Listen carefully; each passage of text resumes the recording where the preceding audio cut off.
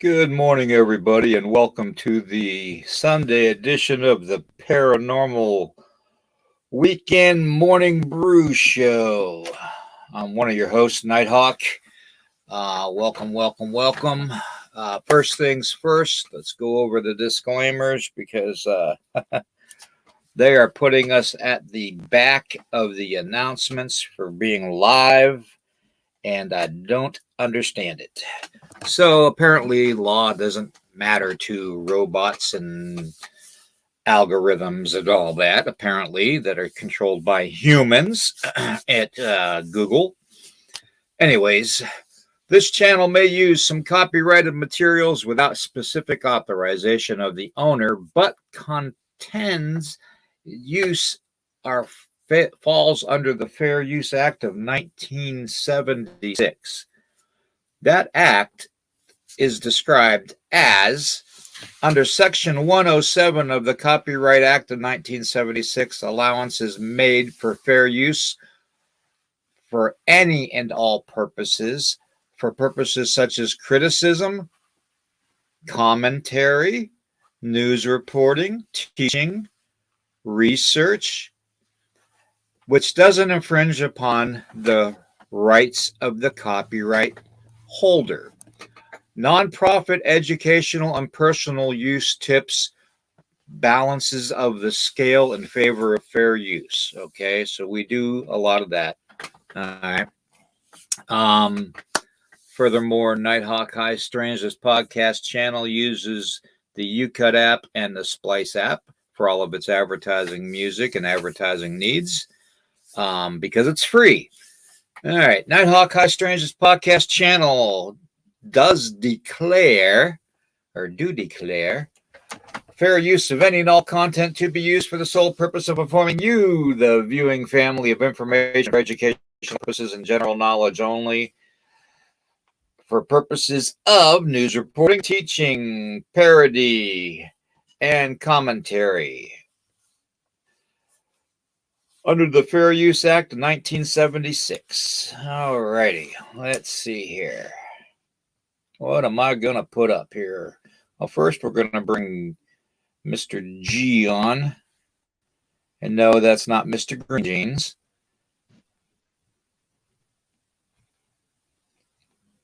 That's not Mr. Green Jeans. That's not what the G stands for.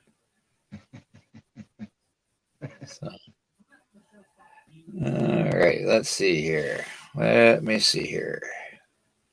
Okay. If y'all haven't noticed, there's a new logo up in the corner that I created yesterday just because we're on so many channels that we need to promote them all fairly. So you can pick us up on YouTube. Excuse me while I vomit. You can watch us on Twitter. Yay, Twitter. Facebook, every now and then they're okay. You can pick us up on Parapost Network. Okay, we're the little ghosty thing there. You can see us on Midwest Night Watchers. And of course, you can see us on Nighthawk High Strangeness podcast channels. Okay, including my own personal page. All right.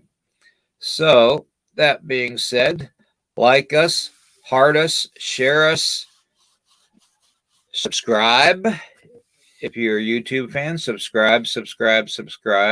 And, now we're going to get into the thick of things. Okay, everybody?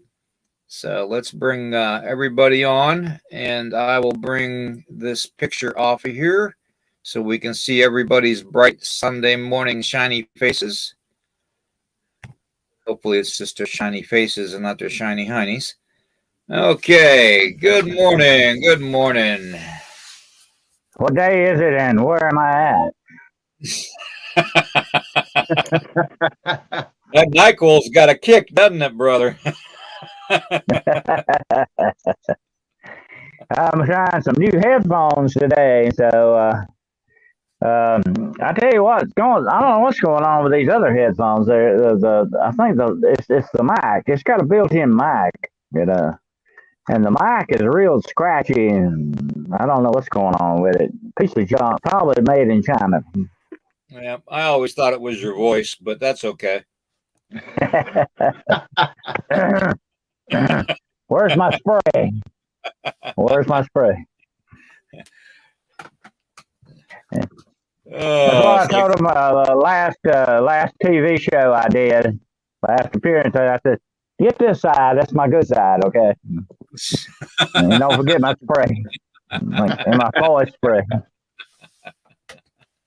well, let me see. Let me kick over to the chat section and say good morning to a few people. And oh yeah, by the way, want to wish everybody that was born today a happy birthday. Okay, all those beautiful babies from 0 to 196. And if you're 196 going on 197, we want you on this podcast. So happy birthday to you. Let's see. We have Raven Creek Charms. Good morning. We have, Good morning, Raven. We have Grandmaster. We got Cynthia Price. We got Scott. The Grandmaster. Yeah. We got Scott. Let's see. We've got here's a name that I haven't seen in a while. Anita. Good morning. Good morning. Alrighty. Let's see. Anita Chiquita. Ozzy Sue, good morning to you, or should I say good night? Good night, because it's I don't want to say good day because it's nighttime down there. Let's see. Cynthia Price. Let's see. Strangeland, good to see you. Okay, there's Juno. Good to see you, brother. Okay, let's see. I think that's everybody. All right. Now we got everybody's hellos and good mornings out of the way for the time being. Uh-oh, where'd he go? I don't know. Where did he go? Uh-oh. He copped out on us. Look at that. Oh, see, man. They scared him away. Y'all scared Dennis away, man. Where did he go? All righty. Yeah, we're glad he's feeling better too. He just cut out on us there, Raven Creek. There he is. Uh-oh. There he is. He's popping back in. Look at him. He's like Casper, the friendly ghost. Those darn aliens. Those aliens give me a lot of trouble, you know. Anyway. Anyways, oh man. All right, let's get this rock concert on, let's get this rock concert on the road here. We ended yesterday with what we end yesterday with, guys. Do you remember? Oh God, that yesterday was like a long time ago. Oh.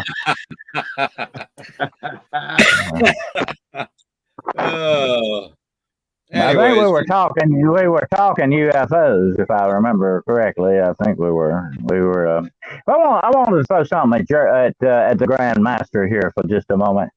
I've had a lot of cases recently where people are being harassed by UFOs. What do you think about that? I mean, these people actually, wherever they go, they look up and they see these lights. And it's really bugging people. I mean, it's scaring. I've got one lady that's really scared by this. And she said, I don't want anything to do with them. I don't, if they're aliens or whatever's going on, I don't want anything to do with them. I'm scared of them, So what do you think about that? I'm just going to throw that out here. Do you think they can harass people? Yeah, I think they could be intimidating, obviously, if you see something strange in the night sky, or even if it's orbs, flying around in your fields or around your area. I mean, I don't know if they're actually doing it on purpose to scare people, or it's just a scary thing to witness. What gets me is seeing the red and blue and green rotating yellow lights in the sky. You see them all over the place. And, oh, yeah, that's just a satellite. Well, that's BS. That's not just a satellite, okay? That's not just a satellite. Satellites don't rotate Right. like. And here's another thing about satellites, and I often tell this. We do a lot of sky watches in the summer, and I think G here knows about that too. But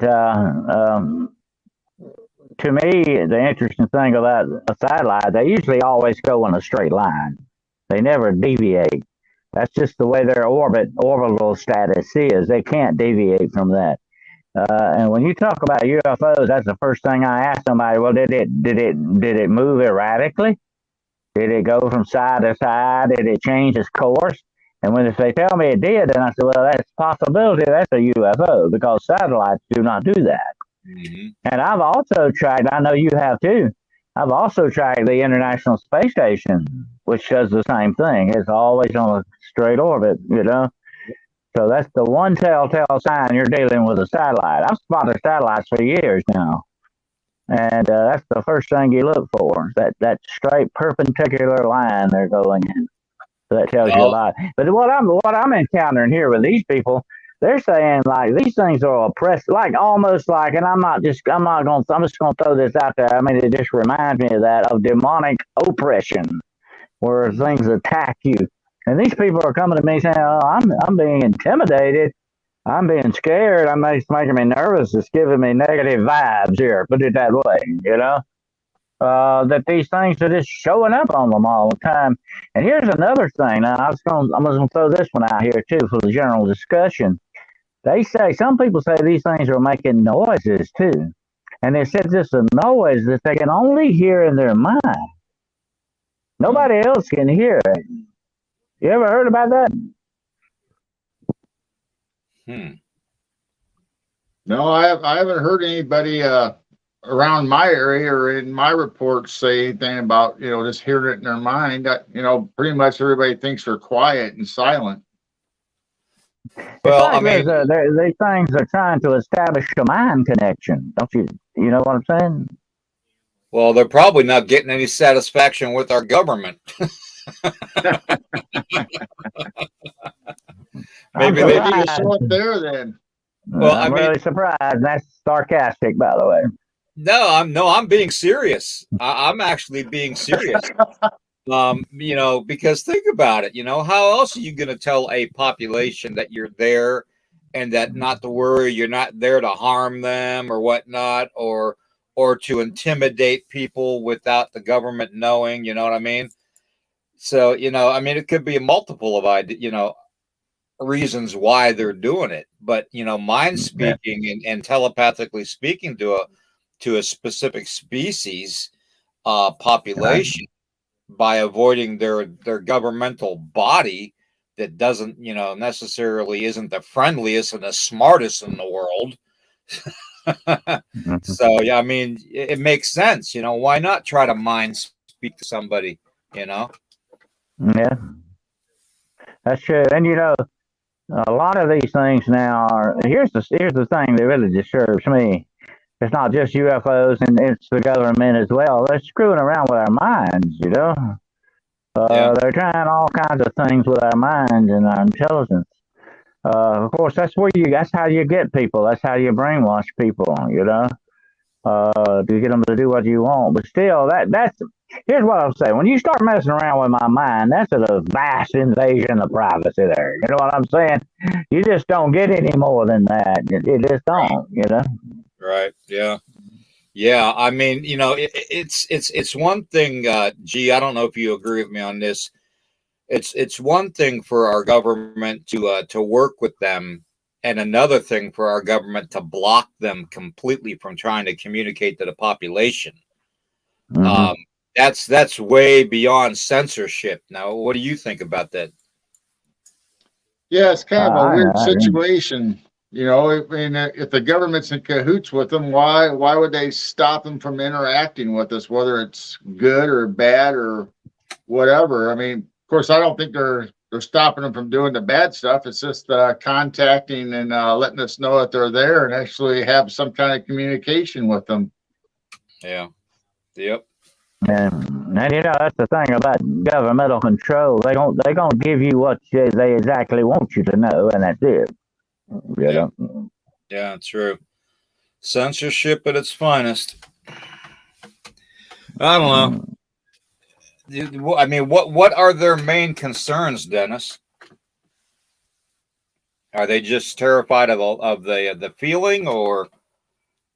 Well, that's what's bothering me. It's like I said earlier. It's kind of almost like it's demonic to me in that aspect.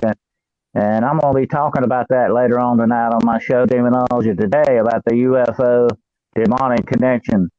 And this is one of the ways that the demonic works on people's minds. They start that intimidation, that lurking, dark, bad feeling that they begin, that negative inroad they start trying to make in your life.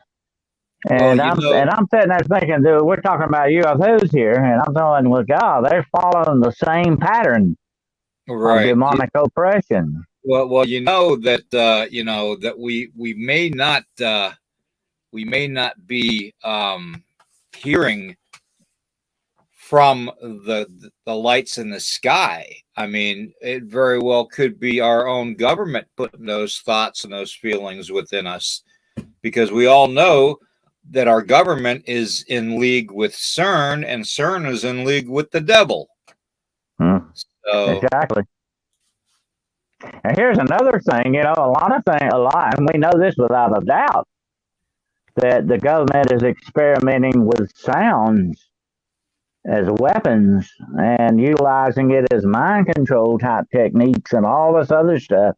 It wouldn't surprise me if that's what some of this is, Look at that. Look what Raven Creek says. I've heard these new Samsung phones have been programmed for the cameras to not pick up certain objects. Wow. Mm-hmm. And here's another thing. Lori sent me a thing the other day, and I've heard about this, but this was actually on video, where your cell phone takes your picture every 5 seconds. And you can only see this on infrared. Try it with an infrared camera. You can see it go off. You can't see it do that with your eyes, but the infrared, this is the thing about infrared, and I used infrared for many, many years. It can do some freaky stuff, and it can see into spectrums what a human eye can't. But why does that phone need to take your doggone picture every 5 seconds? You got to ask that question. What's going on with that? Is it tracking you?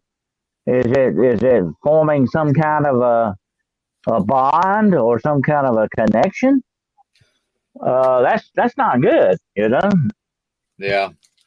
Well, the new phones have the facial recognition on them, and they also have the activate screens that it can tell when your eyes are focused on your screen. And so I'm assuming that's why it's taking the pictures every 5 seconds to track your facial movements. Retina, and it's doing that retina thing too, like ID thing. For many years they've had in government places, especially where you could walk up and look at a thing and it would ID you immediately. Yep. Because the retina is like your fingerprint. Everybody's got a different one.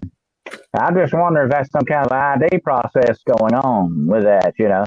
And here's another thing to think about, and I'm going to warn everybody out there right now. I'm not going to get on a preaching platform today, but I'm warning everybody listening to us. Whatever kind of camera you got, okay, whether it's on your cell phone or it's on something like Lexi or whatever, make sure that camera is immobilized. Put a piece of tape over the darn thing or something, because you cannot trust your cameras anymore. They can utilize these things to see into your life and see what you're up to. I would put a piece of the electrical tape over them. That's the only way you can make sure without a doubt that it can't record you. Yeah, we had our daughter's laptops, when they were in their bedrooms or whatever, and we made sure, and they had tape over their cameras so nobody be creeping on them, whether the government or just hackers or whoever. Yeah. Your privacy is shot now. Gee, I mean that's it. You don't have any privacy anymore. And like I say, when you start screwing around with people's minds, that's the ultimate invasion of privacy. You guys got me nervous. I got to burn some sage. I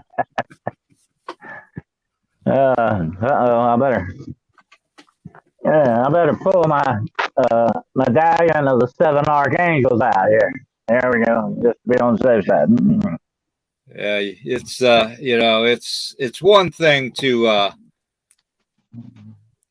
talk about the evil and trying to link it to outsiders from our world coming here to visit, whether it's interdimensional or whether it's interplanetary, whether it's from the known lands and the unknown lands, whether it's from underneath our feet to the top of the earth. But the only ones that have to really fear are the ones that are in control of our world. And just William, who they are in league with. Right, exactly. So, and who might that be, guys? Mm-hmm. Well, what I say in my book. I say in the Road Unseen. In my book, I say the ultimate alien. Okay, if you want to talk aliens, the ultimate alien. It doesn't really belong here with us. It came from somewhere else. Our angels, well, fallen angels specifically. Think about that. Mm-hmm. Yep. We need to. Anybody out there that's got sage, I know Juno does. Whether it's white sage, northern sage, doesn't matter as long as sage or cedar or sweetgrass. Go ahead and burn it. Burn some of it. Because the subject matter we're going to be getting into today, borderlines demonic control of our world. It borderlines trying to control us. And the reason I'm using that term borderlines is because we're going to really show you all today just how much demonic control is in the world today. And it's not by normal people. Okay. It's not by you or G or Dennis or Strangeland or Raven Creek or Tracy or anybody. It's not controlled by any normal person. Okay, it's controlled by elitist, freakish, hellbent snobs that think that they are on a pedestal above everybody else. Okay, so let's let's just take a second and light the sage and all that and do whatever blessings y'all need to do, and we're going to get into it because Dennis, this definitely is a very, very dark subject. When we talk about how previously in our podcast, Dennis, that we have talked about this in public with people in the chat, that government representatives, whatever you want to call them, have been trying to talk to paranormal investigators, supernatural investigators, priests, exorcists, anybody with a demonology, background. They have been trying to pry information out of us for years. Okay. And, you have to question why. Why are they doing this? And we all know that there is like places like CERN in the world that specifically put the demonic out there and the hell symbolisms out there and the rituals and all that of Baal and all that. Well, let me We know the royal let me family does it too. So reveal a little something here, and I haven't talked to anybody much about this because I can't talk about it that much. Okay, I can't call any names, I can't give any information, very little information, but I have been contacted by the government, and here's the question they wanted to know. This now of all the strangest questions I would have ever thought. This is what they want to know. What is the number one supreme prince of hell? Hmm. Hmm. Now, why do they want to know that? I think they already know. I think so. I think they may already have a contract with him. Okay, but why do they want to know? Who do you consider? This is the question. Who do you consider to be the number one supreme prince of hell? Well, the Prince of Why Hell. would you come up and ask me that? Yeah. Why do you want to ask me that question? You know what I'm saying? Yeah. That you would think that the Prince of Hell wouldn't have the time of day to speak to anybody with the government unless they had their His agents. His agents would. Exactly.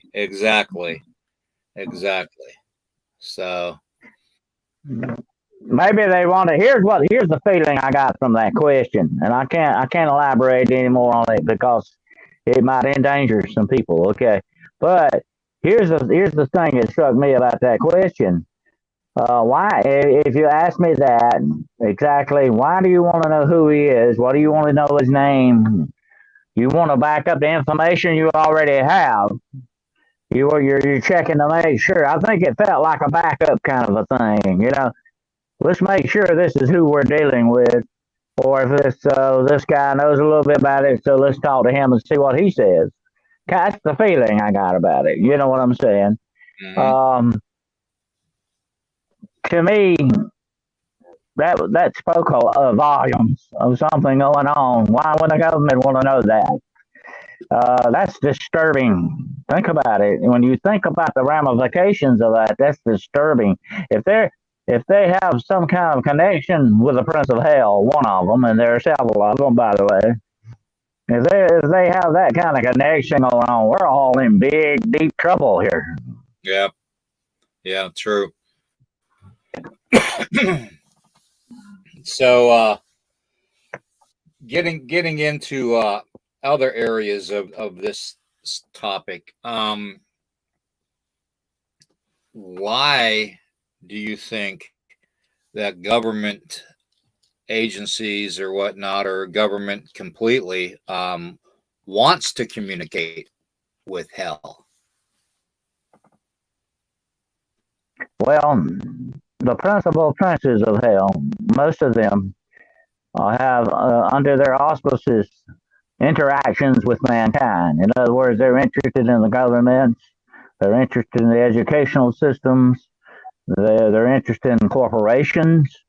Would you have ever thought that you would see the day come when corporations like Disney, Anheuser-Busch, and all these other big corporations that rake in billions of dollars a year would be interested in our social classes and our connections to the point where they want to influence us?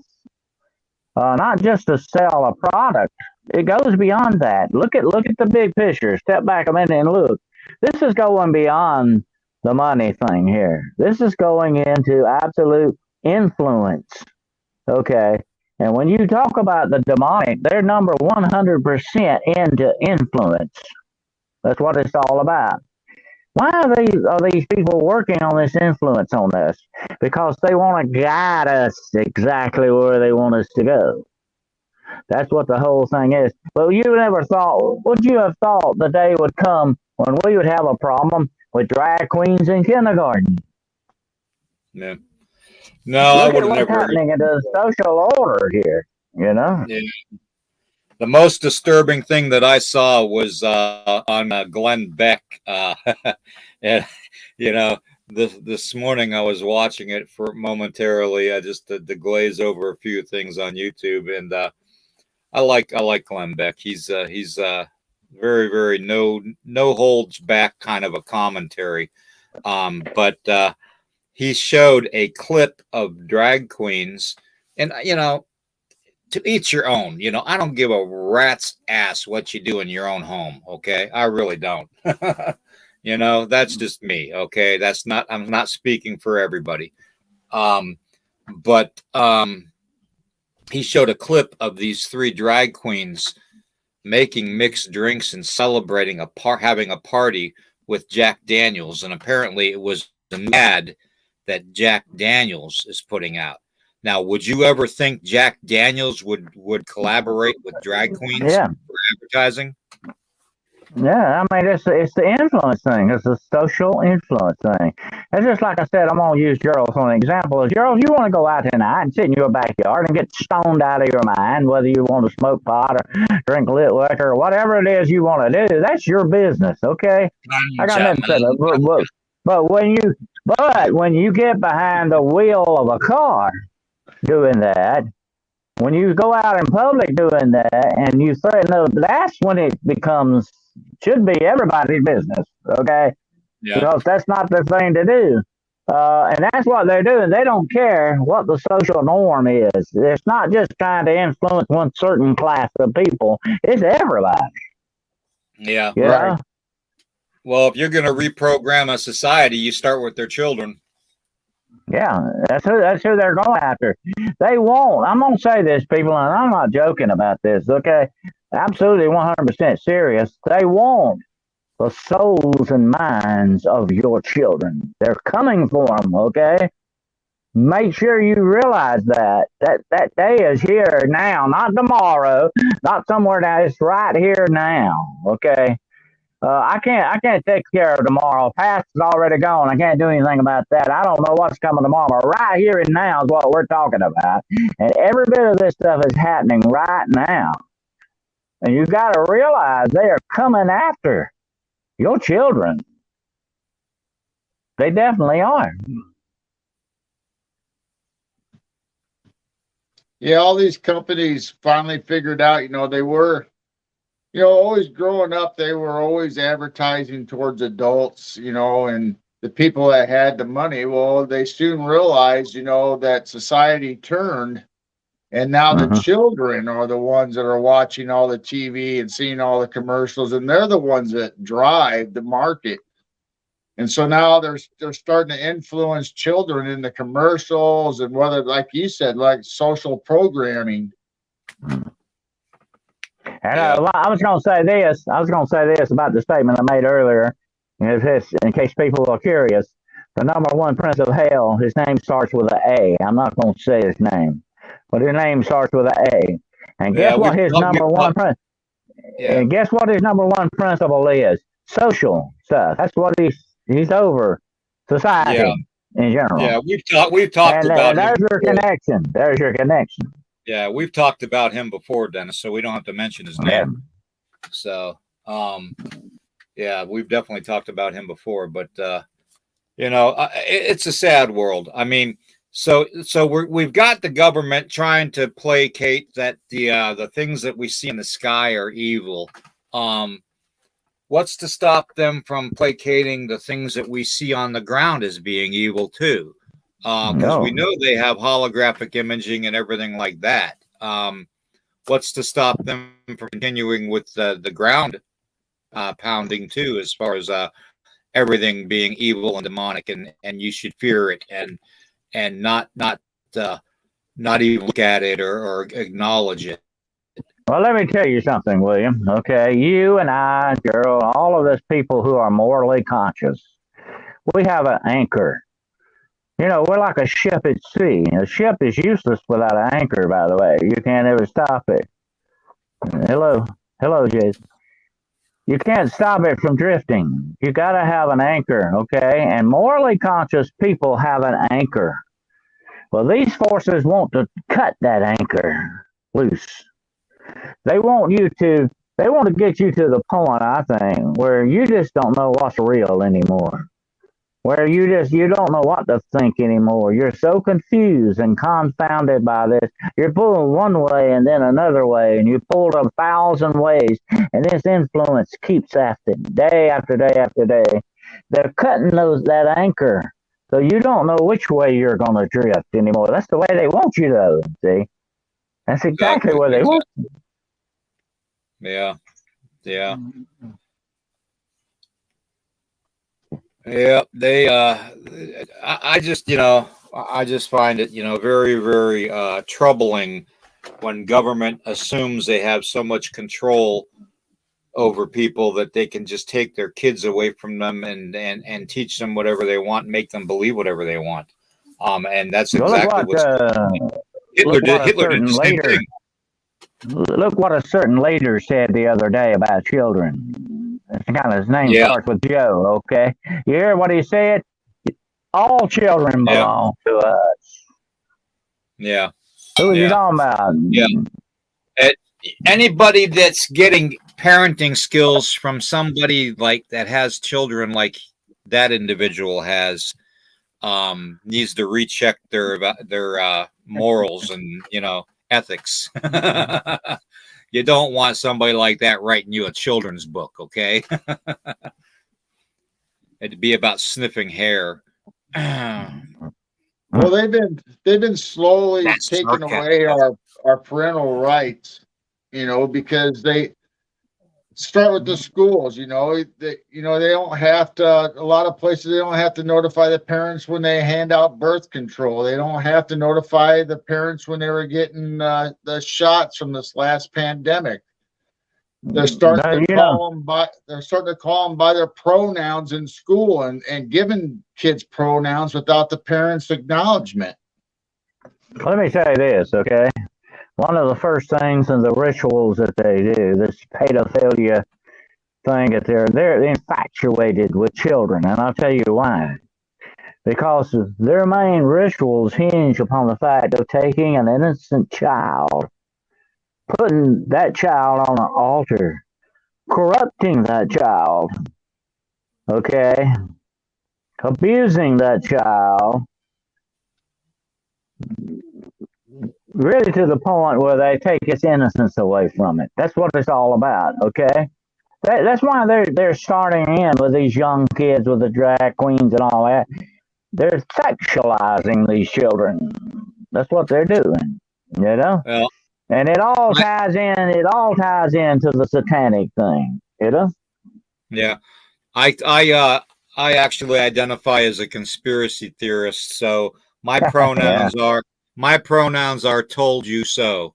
So yeah. I told you so. I told somebody that one time, William. I might have that put on my tombstone. I told you so. Okay. yep. Anyway. Oh wow. Let's see. Let's see. I'm going to. Oh wait a minute. Here we go. Me and my husband have Samsung phones. We're tuning in by themselves, listening, etc. Oh yeah, that's the same problem Yeah. they're having with the Amazon program about the devices listening. Yeah, No, Alexa. but William, I told this to somebody the other day. I don't mean to interrupt you, but what we're going to do when AI takes over, And let me tell you one more thing about AI, okay? What are you going to do when you find out without a doubt that AI has been demonically infected? That's coming. That's coming. Because everything that mankind makes is imperfect, and that is what the demonic works with, imperfection. They love that because it's a tool they can use. Don't think that the demonic is not going after AI, my friend. Say really well. This is one of the big things here. They're going to definitely utilize that. Yeah. Yeah, and it's proven too because they've already found out that the demonic has already started making themselves known in the artificial intelligence chat bots and stuff. So I mean that's actually come up already. Yep. So you can't put nothing out. You can't put how do I want to say this? You can't expect the demonic not to get into every aspect of our culture, It's an especially when they're infection. trying to control us. So It's an infection. It's like a disease. It's an infection. This whole world, this whole civilization is infected with it. It's very sick. yeah, yeah. The whole thing with the Jack Daniels thing that just really upset me was here you got a good southern type of a homegrown business, old number seven. We all know the logo, whether we drank it or not. But you know, here's an American business doing stuff for the demonic. Now, granted, anybody says, "Oh, whiskey is demonic," anyways, because it's a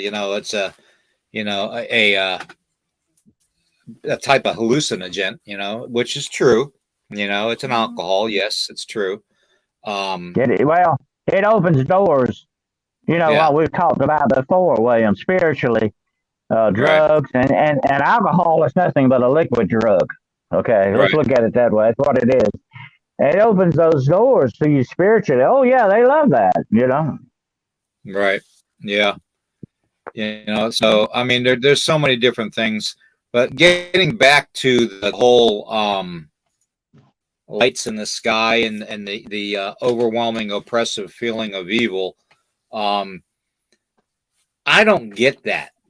When I see those lights in the sky, I don't get that. Some of them I might get that, but 99% of the time I don't feel overwhelmed with despair and that it's such an evil presence that I'm seeing. Hmm. But when I look at the TV, when our government puts out information, I get this overwhelming feeling of evil. Hmm. Well, my point about making that statement earlier, these people are beginning to feel harassed by this. Okay, that's the thing about it. And I can kind of understand where they're coming from. I can understand why it's wearing them. But I said that is exactly the way demonic oppression works in that respect, whether there's a true connection there with that or not. But there's so many things when you get to UFOs that seem to have that strange demonic connection thing going on. Walking through walls, the smell of sulfur, people being intimidated by these negative forces. A lot of this stuff. Look, I've had a lot of people, and I've poured over all my life. Seems like my whole life, I have done nothing but poured over case histories and eyewitness accounts, everything I could get my hands on. And I always come to the basic feeling the biggest majority of this, people are frightened by this because they pick up on that negativity thing here. And wherever you have that negativity factor, you got to look at the demonic in that respect because that's exactly what they are. They are negative forces. And Right.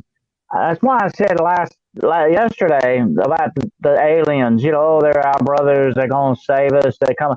No, no, no, no. I don't see them that way. I see them more like bad guys because a preponderance of the evidence points to that. Right. You know. And Yeah. I think people are picking up a little bit on this. I think people are picking up a little bit on this. I don't feel that way when I see something in the sky. I don't have that overwhelming feeling of dread. That's what it is, a feeling of dread when you run into this negative stuff, okay? It's not fear. It's not out shaking in your boots, teeth chattering fear. It's a dread. That's what it is, okay? Let's call it what it really is. Pervading sense of doom and dread. But Yeah. I don't pick up on that. I don't pick up on that. I've been places I have picked up on that. It was so real you could cut it with a knife. It was so prevalent. But it doesn't mean right off the bat. Some people are more sensitive to things than others in certain aspects. They're given that sensitivity, I think, maybe by certain higher forces. That it's sort of put into us as a safeguard kind of a thing, what you're dealing with. But society in general wants to deaden that aspect of us. They want to deaden it. Like I said earlier, they cut that anchor. And we won't know where we're going. We don't know where we're at morally or spiritually. Right. You know? Yeah. Ozzy Sue's hit the nail on the head, though, with the comments she's got right there. Yeah, I think that's the very, very demonic race right there. Absolutely. Yeah, I don't get the feeling of dread or despair or any kind of thing like that when we're out back in the yard, filming and watching these things moving. I get enjoyment out of it, because, well, of course, you got to have that mentality, that it's something wonderful. But yet again, they're not right here in our backyard flashing lights or chasing us around or disturbing our animals or anything. And it kind of makes me wonder, remember Orson Welles and War of the Worlds. Does society have that kind of fear about being invasion and being abducted? I mean, is there a kind of a mass society? The fear of the unknown, Gerald. The fear of the unknown, the greatest fear of all. So I'm just wondering if there's some kind of a social mentality going on where everybody's afraid and the government's probably pushing that and getting them to feel that way. Well, that started in 2019, at the end of 2019, if you recall, with the pandemic. I know that's a play on words, but it's exactly what it was. It's a plan. They talk about a certain individual with a lot of money that's recently bought up farmland, wanting to make everybody eat bugs, and how he's disclosed that there's another virus that they've got to release in 2025. I guess they're going to release it. So, I mean, these are nefariously evil people, folks. But we have to remember, they're governed by the UN. Okay. They're governed by all their governments and stuff. They're bossed around too. BlackRock intimidates them with losing their finances, So of course you've got that aspect of it too. Now, and what did William? What did the UN come out with the other day? It's okay if children want to have sex with you. Yeah. And they also came out with the fact that they changed it to from the Agenda 21 to now it's the Great Reset of 2030. So the UN is the one that's pushing everybody to do these 15-minute cities to where you're all going to be stuck and compartmentalized in these little communities like Auschwitz and other camps. Camps, concentration camps is what I call them. Okay. And that's exactly what they are. Okay. And it comes down to what I've always said, people, and I've always said this: we are cattle. We are born into slavery and we will die being slaves. And you got to keep your cattle in the pens too. If you got cattle, you got to keep control over them. Yep. Especially the loudmouth ones like me. So I'm gonna tell you what. I'll say this, and I'm serious. Okay, you start trying to control me, I'll fight you to the death. That's it, buddy. That's the end. I'm not going to bow to it. I'm not going to do it. I'm sorry. That's going to be the end of me, I guess. But That's one thing I never could stand control like that. Trying to control somebody. That's just something that really is a burr in my side, under my side. All you know what I mean? Yep. I don't know, but trying to for the people that control us, to make everybody assume that they should be afraid. I mean, it's just like making everybody assume that they need to wear a mask. You know, for the long time, masks were outlawed. Never cover up your face. Hell, you couldn't walk into a Sears and Roebuck store wearing a hoodie.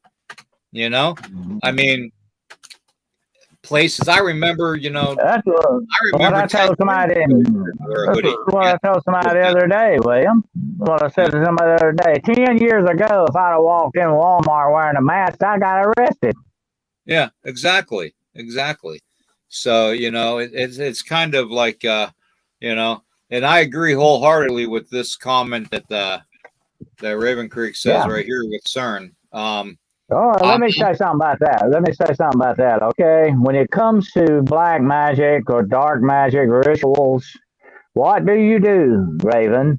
You open the door to connect up with the demonic forces.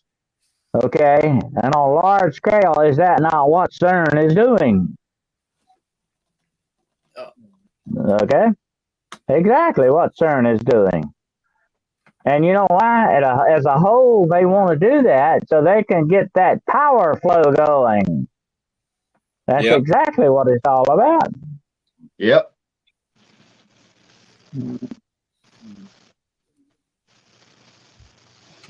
I don't like these little sippy holes. I feel like I'm drinking out of a sippy cup when I drink out of one of those lids.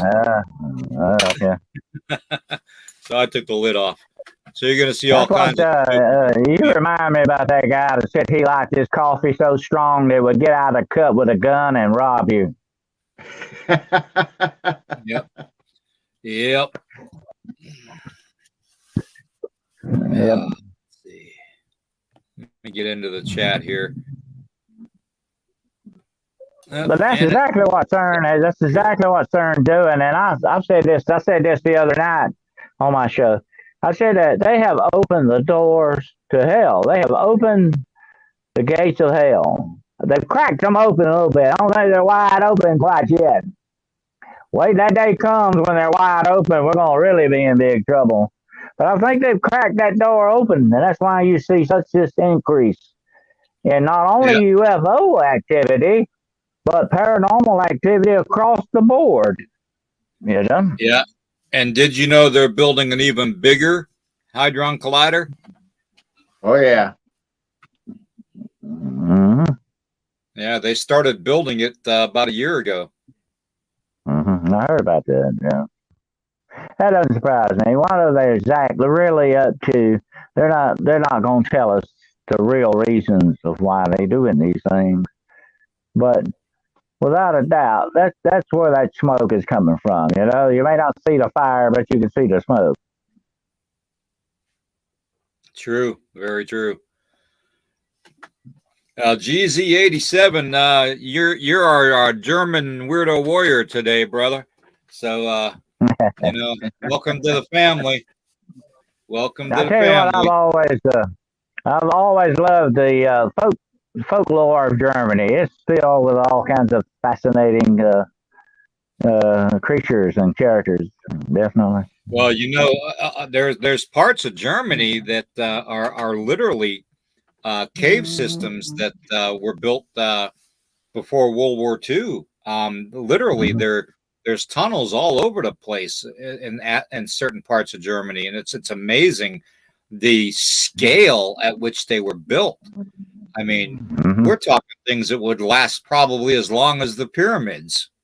So the German people were always highly intelligent, perceptive people, things like that.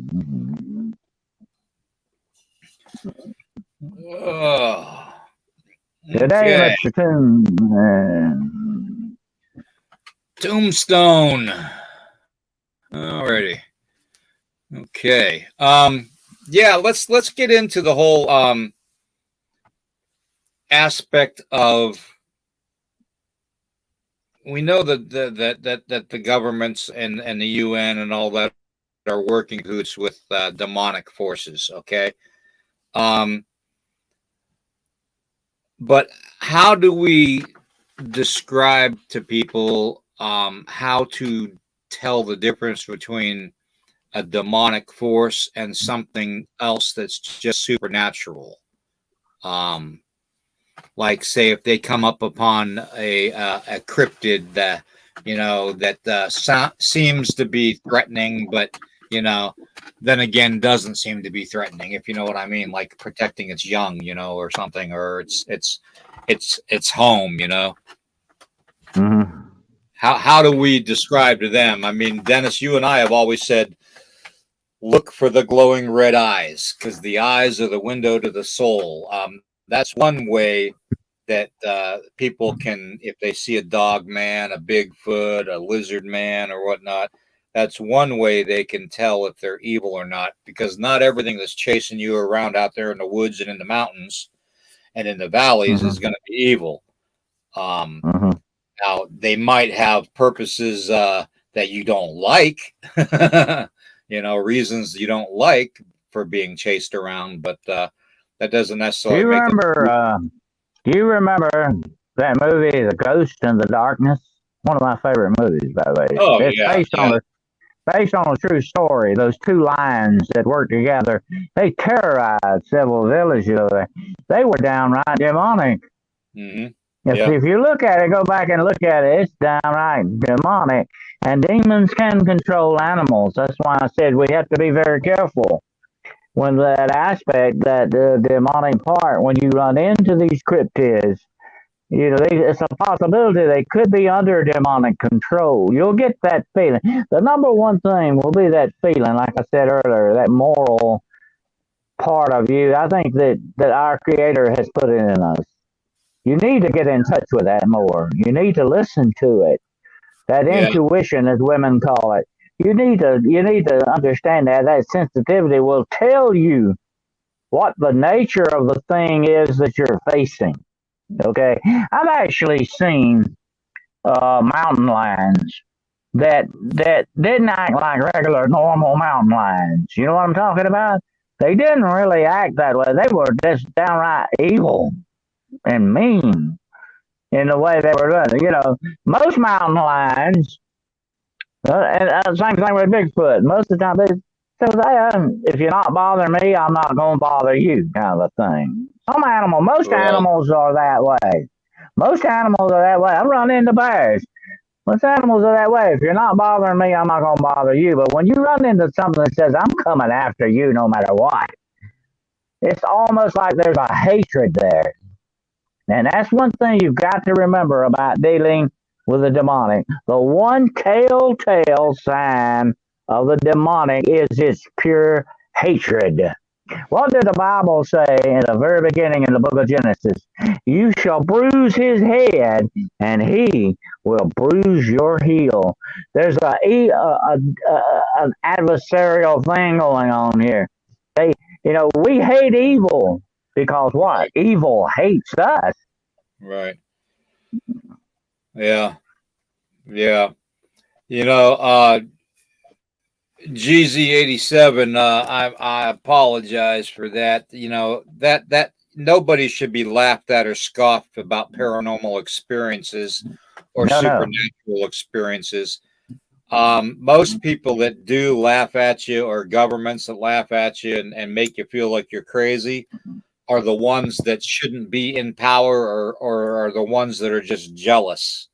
So, and they may be working for that darkness we just got through talking about here too.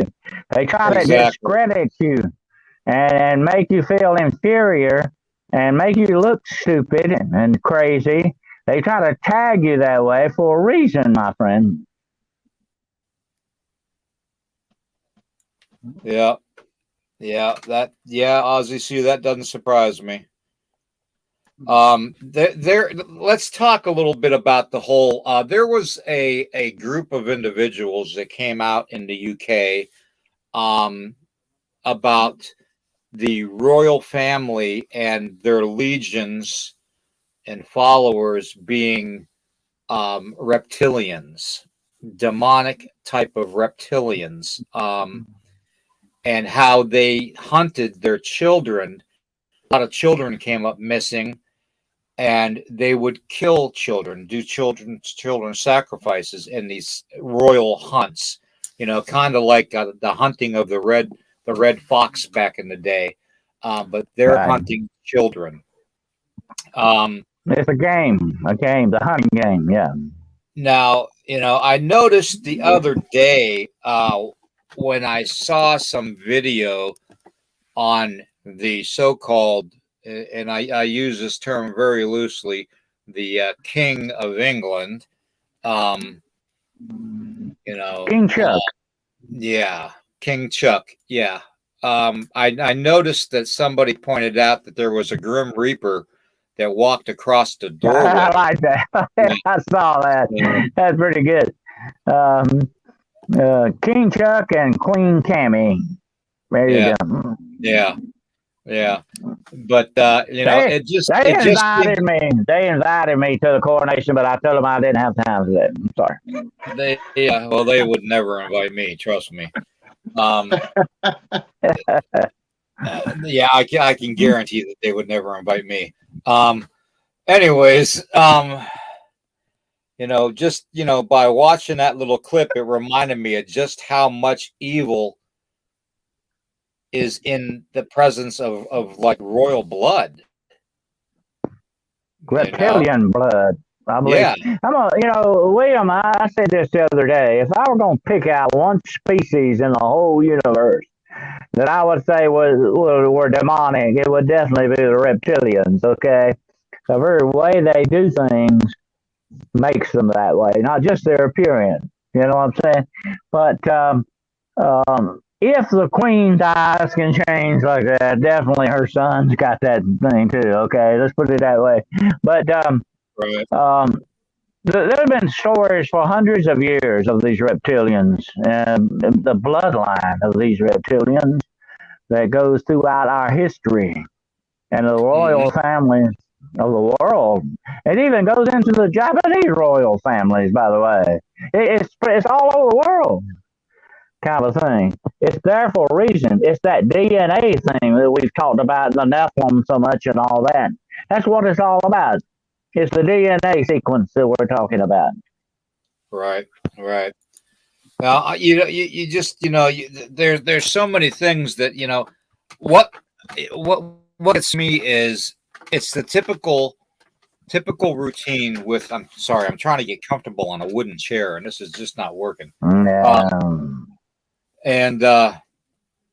Anyways, as I was saying, it's just atypical for people to come out and say evil things about royal bloodline and stuff, and about governments.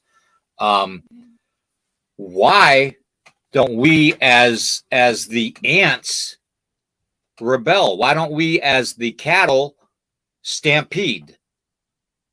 I mean, why are we always the ones to hold back and let them rule over us and walk over us? Like I said before, I think, to me, it's just like that, you know, that's what I said to people the other day. Look at the Budweiser thing, okay? Look what you've done to that country. That company is now in some big trouble because it got into the I call it social engineering thing, okay? They got into that and they're paying for it big time. And that's good because that shows, here's what I say to people. Look, we still got the power, people. We still have that measure of power here. And we can make it, if we would stand up and utilize it. You know, it's like that picture I sent you away. Remember all those people bent over and they're holding the table up for the elites of the world. If we stand up, we knock the table over. We'd call their game and show their bluff. But we won't do that. I don't know why. I mean, that's the interesting thing about humanity. Are we lazy? Are we scared to do it? Are we just complacent with the way we want to run our lives, that we won't stand up against these forces? It's like bullies. You know, When you were in school, we all were bullied to one extent or another, you know. But when you stand up to a bully, they usually back off because they know you mean business. But we see that with the Budweiser thing. Look at the power we just a ripple effect like thing with that. That one thing, okay, take that as an example. Why can't we do that with everything? Why can't we show these people where the real power still lies in this world? And they know that. They're scared of that, you understand? Because we still have that ability, but we need to exercise it. Why don't we? Why don't we? That's a question that haunts me. Why Well, don't we? the real power in this world rose 3 days after he was sacrificed. So that's the real power. You know, the real power is from the visions that I've had, and more lately. The real power is going through the Son to get to the Father and to be in the Father's presence. If you want to know real power, being embraced in that dark, that massive white blinding light, The light. feeling The light, William. feeling the Yeah. presence of such a glorious type of an energy is overwhelming. Okay, That's I'll why I tell like you right this now, this is not, the people in this world do not have power. They do not have a clue what power is, and they will never have a clue of what power is until they are dead. Mhm. Well, So, it's like what the Bible says, okay? And the Bible makes a very bold statement on that. We are children of light. We do not walk in the darkness. We don't need to walk in the darkness anymore. We don't need to fear the darkness anymore. The darkness can't harm us as long as we remember that we are children of light. That's the way we were created. We weren't right, created out of darkness. We were exactly. created out of the light of God. You know, we were created to be light, children of light. And Yep. that's what your vision shows you, that light. That is the power of Almighty God, the Creator. That's the light. You know, what did the Bible say at the very beginning? Everything was darkness and void, and God said what? What did the number one thing, first thing is, let there be light. Right. Yeah. Yeah. Mm-hmm. Yep. I don't know, Gerald. What do you think about this whole subject? We're getting in. I told everybody we were going to get into it really deep. Well, you know, everybody knows that I've said this whole time that, I've been brought up in the church my whole life, and I'm a professed Christian, but yet I do believe in the supernatural and the conspiracy theories. I like going down those avenues. And reading the Bible you have that faith in God or your creator, and there's all kinds of supernatural stories and events going on in the Bible that you have to believe. And it goes to once you're in the hand of the creator, he's the chosen one. You cannot be snatched out of his hand unless you give that power to somebody. And that's what they're trying to do. They're trying to get everybody to willingly give up their power.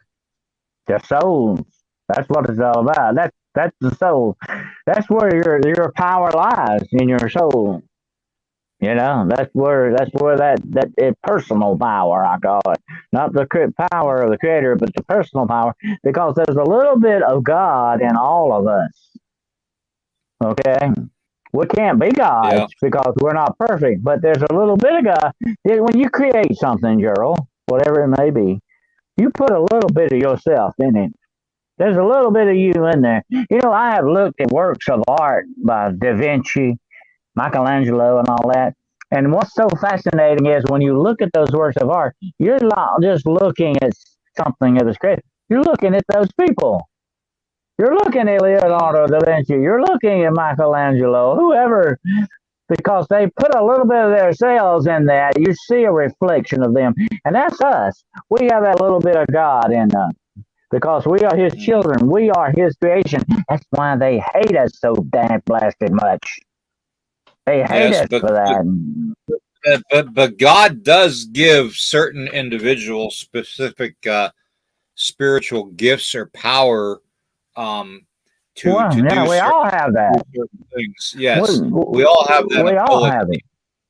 We all have that ability, and that's what a lot of people mean by channeling light. We all have that ability.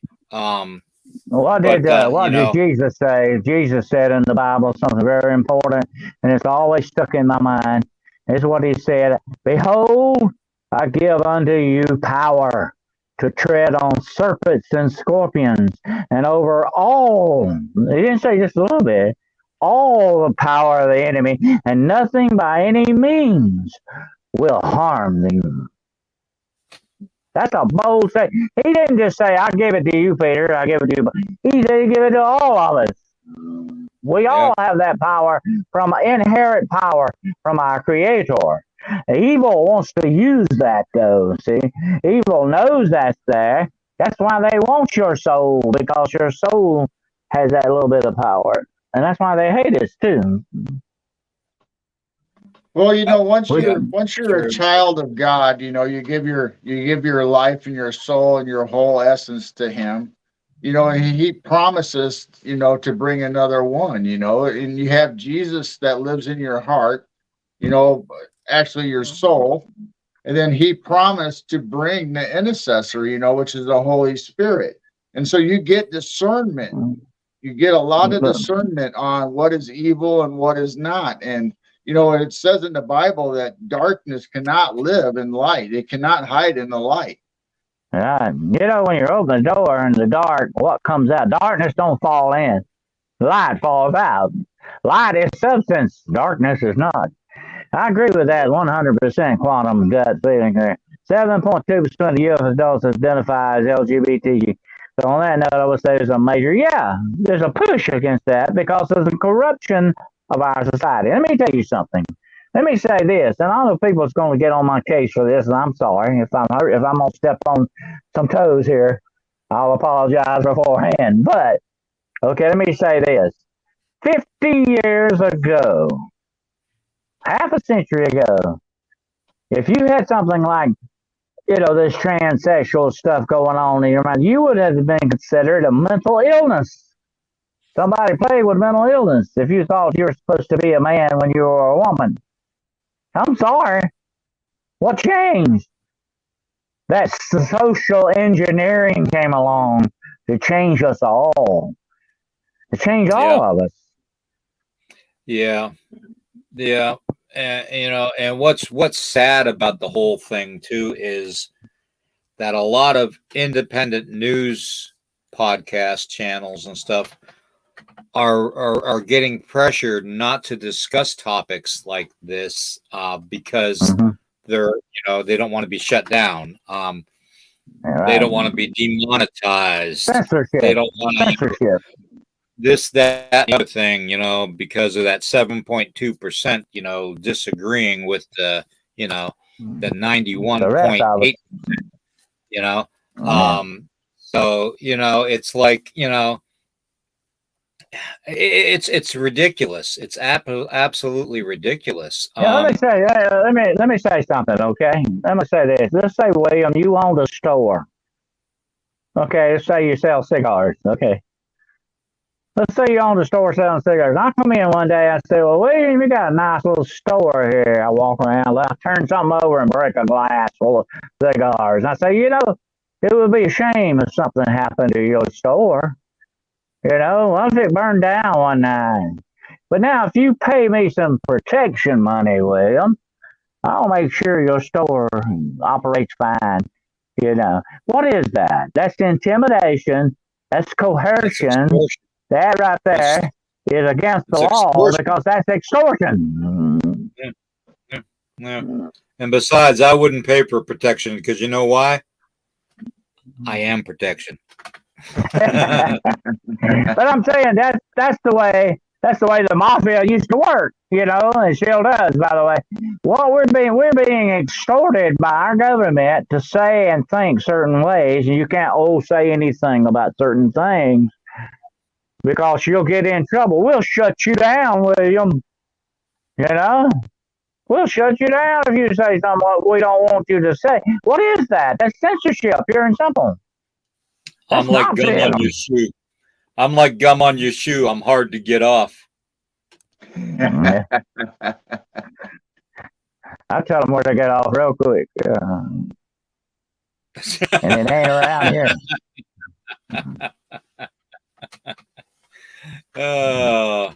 Anyways, getting back to the subject of the whole nefarious thing with the UFOs and stuff. I don't necessarily agree with the whole UFOs and stuff being evil. I think that our government has a big major role into making people think that or assume that. So there are now. That's not to say that there aren't some alien species out there that are evil.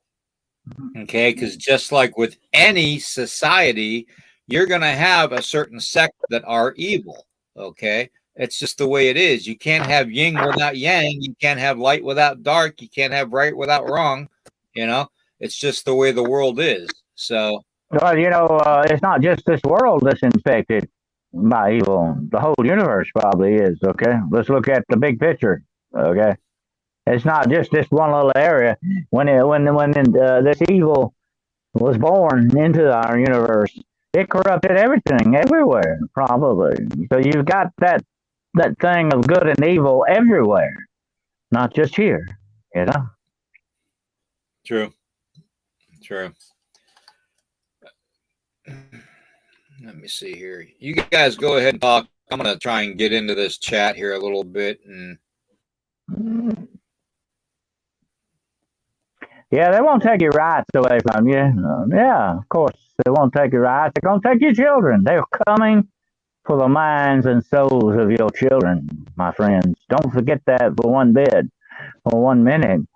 Please, it's very important that you realize that your children and your grandchildren and your great-grandchildren are in danger as we speak right now because they're coming after them, not just their bodies, but their minds and their souls as well. Don't you think so, Joe? Yeah, there seems to be a social change going on, and I know it's because the government has attacked our children, at a young age, and they finally realize, it's like what I said earlier, they know who the real power in the households are this day. It's the children, they get what they want, they control and they cry and scream until the parents give in and give them whatever they want. So if you get control of their children, you have control of their households. And that's the future generations. If they can corrupt the future generations, then guess how society is going to behave, just like they were brought up. That's exactly what I was going to say, Gerald. That's why the number one factor why they want the children. They are the future. They want the future.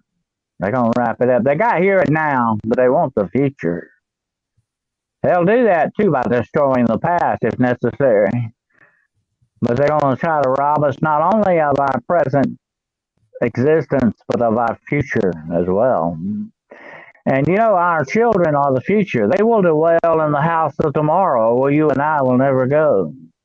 And that's very important. Remember that. And they are the future. Our future is in jeopardy, not just here and now, but in the future as well. Yeah, that's true. If they can mold and push your children in a social direction that they want it to, then when they grow up, that's the way society is going to behave. Whether it's the woke mentality or whatever agenda you want to push, if you can say, okay, we care about you, talking about the little children, and they can mold them and guide them, the government and the school programs and all these social avenues that they afford them. Basically just turn them into little minions, and then when they grow up in society, they're going to have all these people going along with the way that the government wants them to. I don't know about you, girl, but back when I was about 10 years old, I didn't think about sex. That was just something, we didn't think about it. We didn't sit around talking about sex. Now you've got little kids trying to rape little girls when they're 12 years old. You didn't have that kind of problem back when we were growing up. We didn't do that. We weren't sexualized. You know, we were children, but they are taking the childhood away from these children. They're taking their innocence. What is childhood? It's just another name for innocence.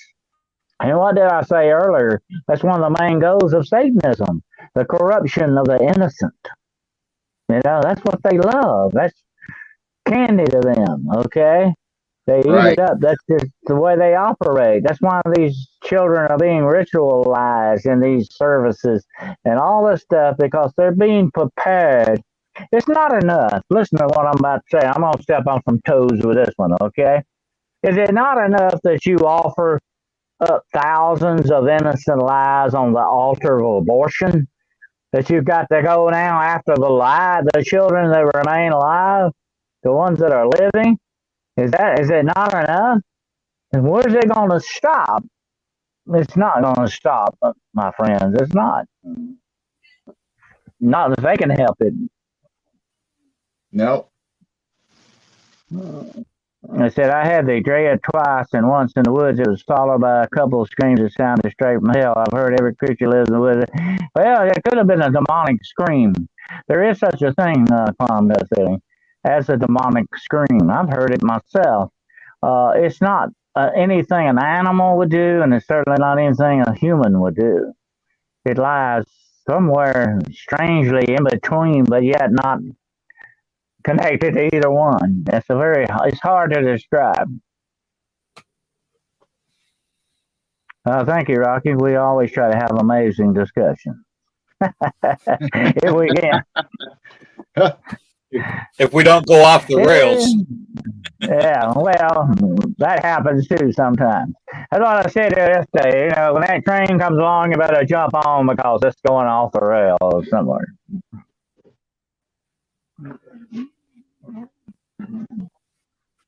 Round them up, boys. All right. Yes, sir. But, it's so obvious. Well, here's what, really bugs me about it. I'm going to say this, guys. It really bugs me. It's so obvious what's going on. How can you be so blind? That's what I said yesterday. We need to open our spiritual eyes, not just our physical eyes, but we need to open those spiritual eyes and see what the really, really is going on around us. It scares the wits out of you. You know what I'm saying? To really realize what's going on. And we need to work on that. We each individually need to look inward to those spiritual eyes so that we can see outward. You know? Yeah, I mean, we're spiritual beings, obviously, and you just can't take it for granted. I mean, you have to practice your faith. You have to have a relationship with your creator, and once you have that in your daily life, that light shines outward, and like we said before, darkness cannot live in the light. And that's what Jesus said in the Bible. If you don't light a light and put it under a bushel. You don't hide it. You let it out. And that's the number one thing. I've always said this, and I'm not a great scholar. I've been one all my life, but I'm not a great scholar. But let me tell you this, okay? Knowledge is a light of the world too. Is a light to the world, and it's a horrible thing to quench that light or to keep it hidden. That's why I love to share knowledge with people. That's why we have shows like this. That we can get out and share knowledge and talk about things. That's a wonderful thing, But that's what we need to do more often. We need to share that light of knowledge, and get it out there. And that's probably the only thing that this pandemic did for us. What it got they were trying to keep us locked up and be unsocial. Well, guess what happened? The opposite. Everybody started all these YouTube and social channels, and we're starting discussions and talking about all these different things, and it made really a real loving and tight-knit community that everybody can join and have these discussions openly. Well, there is still censorship obviously going on, but pretty much everybody has these little groups and channels, and Mm-hmm. it That's did the good. opposite of what they were trying to do to us. Yeah, that's what I said to somebody the other day, William. I spent countless hours in my younger years, and my career spans now almost 60 years that I've been interested in working in the paranormal.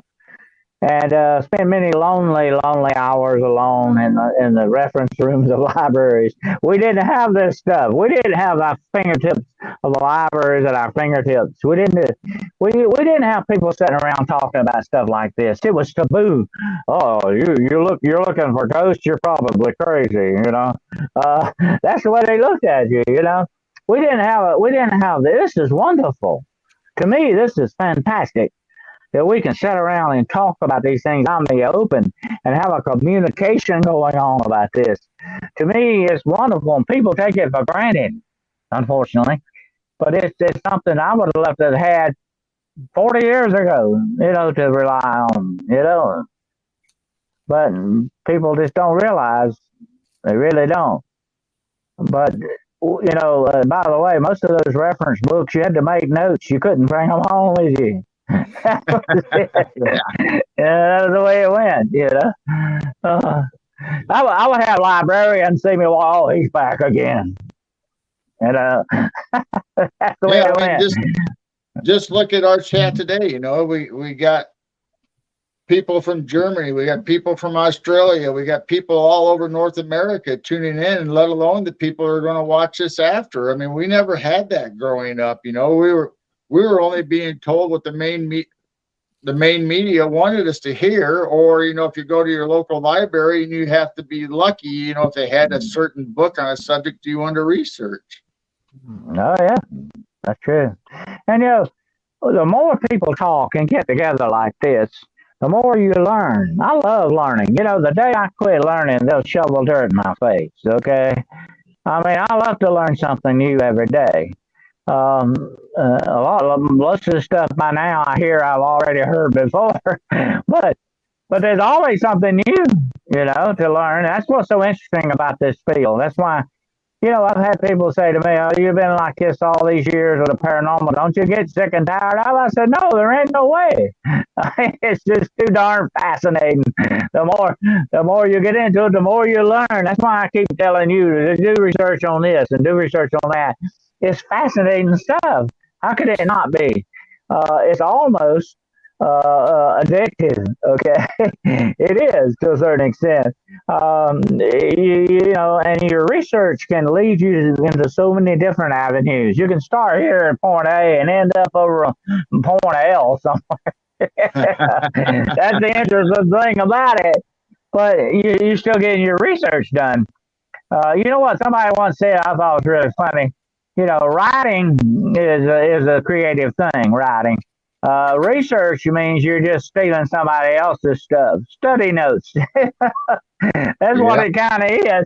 But it's okay. It's allowed. All right. But if you learn, you learn, and you want to learn. You want to endeavor. I can't understand people that don't want to learn. They don't want to know nothing.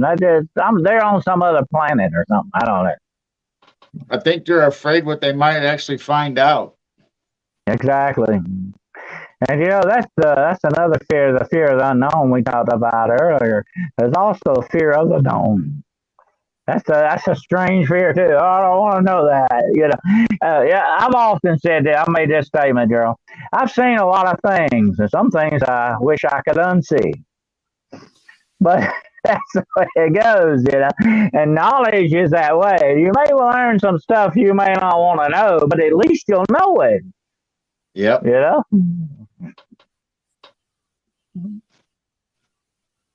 That's true. What else the government has hidden from us would blow our minds. Let me give you a quick example. I want you to think technological wise, okay? 40 years ago, we had satellites that could read a newspaper in Moscow. 40 years ago. Can you imagine what we might have now? 40 years later. I'll go one above and beyond that. Here's a list. Oh, yeah. Yeah, and that's a very interesting list. Look at that: illegal NSA spying, shadow government, royal bloodline, Bin Laden, CIA agent, lobbying. Lobbying is evil unto itself, by the way. Political revolving doors, the Bohemian Grove. Oh yeah, the animal agriculture. I looked into every one of those aspects of the government, and I invite everybody else to do the same.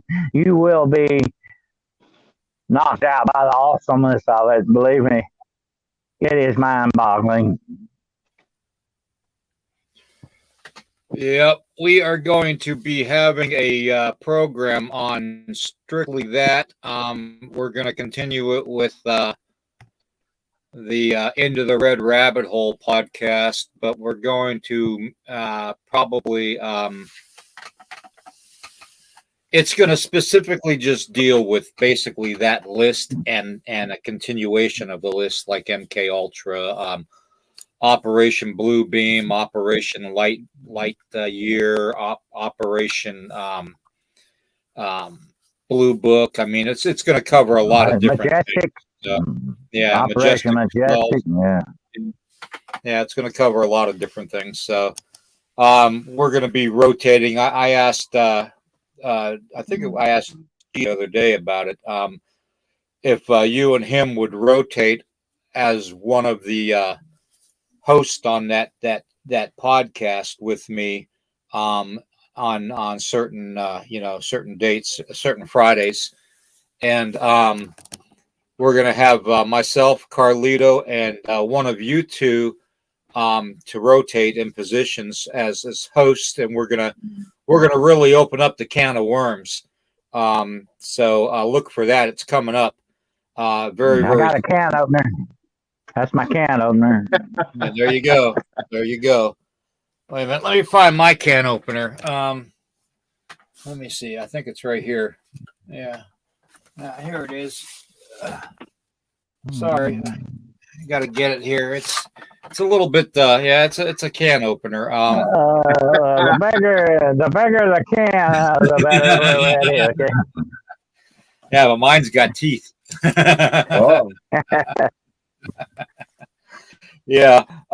No, I'm just joking around. But yeah, it's going to be a new format to the Into the Red Rabbit Hole, where we're going to really get into the conspiracy theories because, personally, with my condition, and they, they keep on putting me on new medications and stuff for what I'm fighting, and honestly, it gets tiring for me to do a lot of the research on my own. So, that's why I'm going to have you guys kind of give me a hand, and Carlito's offered to kindly give us a hand and be a host also. So, it's going to be, once a month, one Friday a month. We're going to do it, the three of us. And then, actually, no, we're probably going to do it twice a month. We're going to rotate it. With Becoming Monsters still. So we'll still have me and Dennis and all that on Becoming Monsters, and then we'll have you guys rotate on Into the Red Rabbit Hole for the conspiracy theories. I think that format. Also, in the very near future, we have coming up with Steve Stockton and Angelique Benham. We are going to be doing a missing people's podcast, a special. So look for that in the very near future. I'm also currently working out trying to get other very well-known people to come on the podcast, whether it's our morning coffee program like we're on right now, or whether it's on, one of the evening programs, or whether I have to have a special, podcast for them. I'm trying to bring in Elon Musk for an AI conversation, and technology, that kind of a thing. And I'm trying to bring in Linda Morton Howe for the cattle mutilation and UFO incidences podcast. So, those two also. So I'm really trying my darndest to build this channel up and to give it 150%, but my 150% is more like 95% right now with a normal person. So I just bear Well, with me. William, it's good to get different perspective. Everybody's got different perspective on that thing. I honor that. And it's good to get a spin on everybody's perception of these things. Right. Yeah. So, but yeah, that's what we've got planned. So not to get off subject, I just wanted to put that out there real quick. Also, one thing I wanted to bring up too is our friend Doug Hychek is doing the Sasquatch Legend Meets Science 2 again, and he's asking basically if anybody can help with a donation to go to the Kickstarter link up above there, www.kickstarter.com/project/Hycheck/Legend Meets Science 2 film sequel. He's a very, very, very knowledgeable guy. He's very, very great dear friend of mine. Him and his son Alex.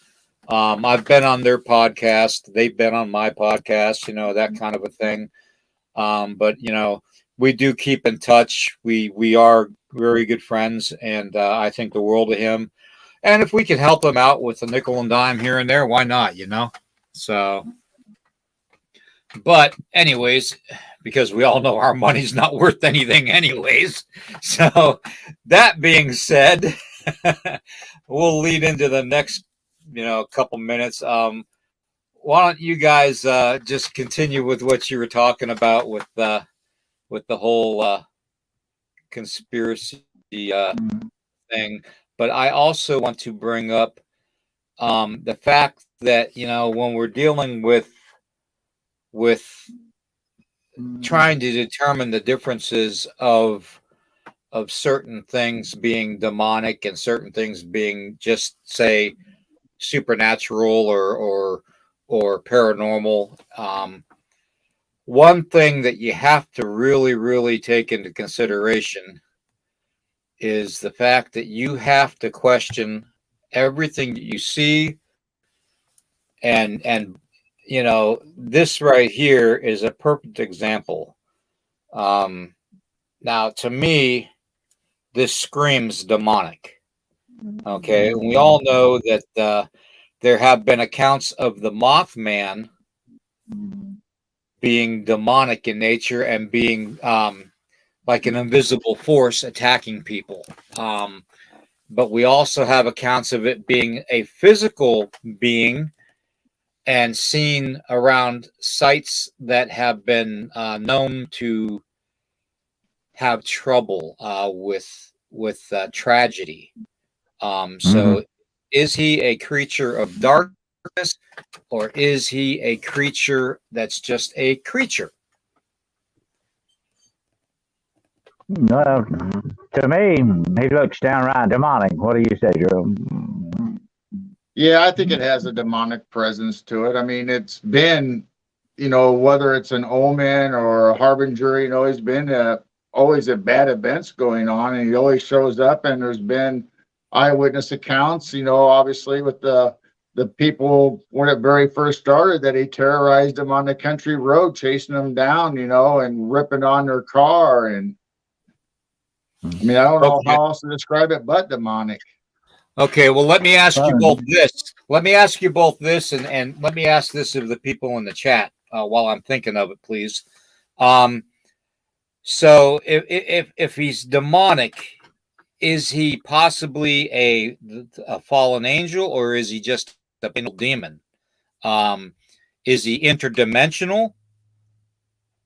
Is he, from another galaxy far, far away like Superman? I mean, what is he? Your ideas, your thoughts, and people in the chat too. I want to know. Well, if you look at the demonic, I think you're talking about interdimensional beings. That's the way they exist, the way they move from reality to reality. They can also be intergalactic without a doubt. The universe is a big, big place, but it's filled with thousands and millions of galaxies and stars. So this is the story just doesn't begin and end here. I don't think, you know. Oh, oh, there we go. Hey, Grandmaster G, are you Midwest Night Watchers or are you Grandmaster G? Well, you know, I got my everyday persona, then I got my superhero persona going on too. Uh, I'm just a country bumpkin. You know, I don't know about all those titles. oh man. Well, yeah. Why don't you tell them why you got that title? Because nobody could pronounce your name.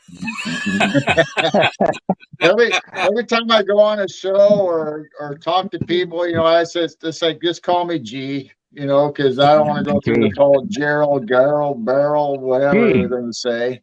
gee, I don't know what to call you, Gee.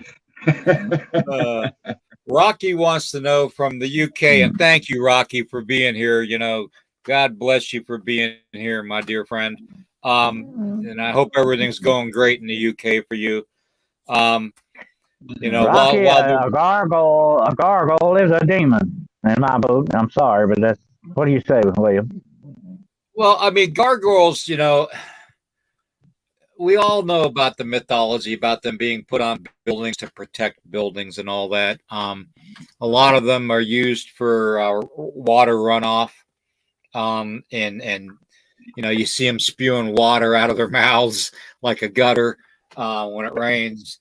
But you have to wonder. There's a connection with the water, the rain from heaven to the water having energy flowing through them to the ground. So That's symbolically, what gutters.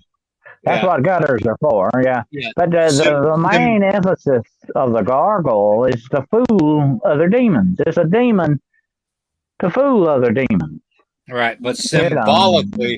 symbolically, it's making that connection from heaven to hell with the rain, okay, and the water and the energy from the water. So And symbolically, demons. yeah, you're making that That, connection. So it is an entity that is under God's dominion in some way, shape, or form. Whether it's gone to the dark or embraces the light. Now we all know from Hollywood movies, um, like I Frankenstein, they supposedly have these good gargoyles, that embraced God's work and are here to protect the souls of man. And then they fight demons, but it's hard to really say. They look evil, but just like anything else, they could be good, they could be bad, as far as my opinion goes. Okay, I don't want to. I don't want to group them all up into one lump sum of being demonic, because because somebody is physically deformed doesn't mean that they're evil. You know. here's the thing. Okay, I look at the universe this way: the world, the flesh, and the devil. There's three elements you're dealing with. Okay, and you've got to stop. You know, the Bible tells us to test the spirits. There's a very unique warning there. Test the spirits to see what you're dealing with.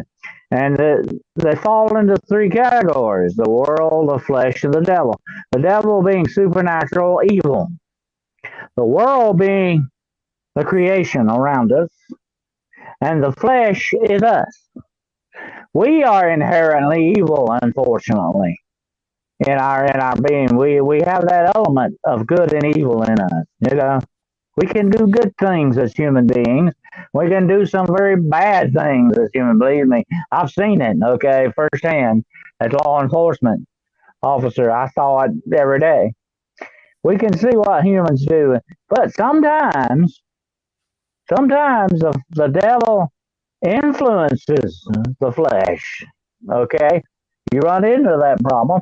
Sometimes the devil influences the world, the worldly things, which could be Sasquatch, which could be, oh man, whatever these animals may be out there can be influenced by this. Okay? We've got to understand the three elements: the world, the flesh, and the devil. Those are three things, and the supernatural ties in to every bit of that.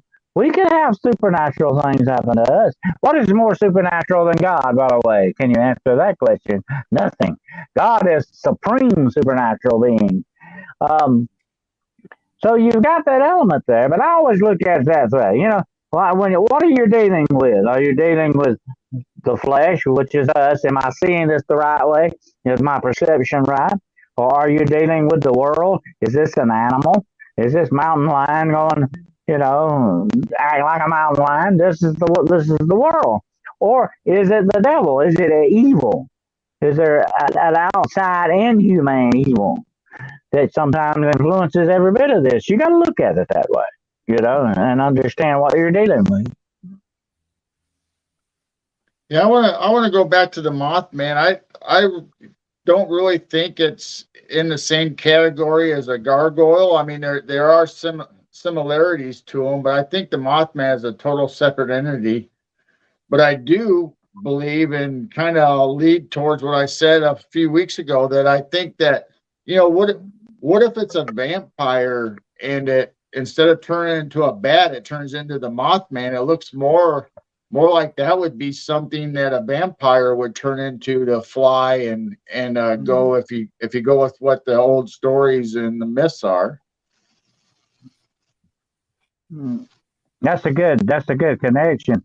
But the Mothman has always struck me as being more animalistic looking than bat looking.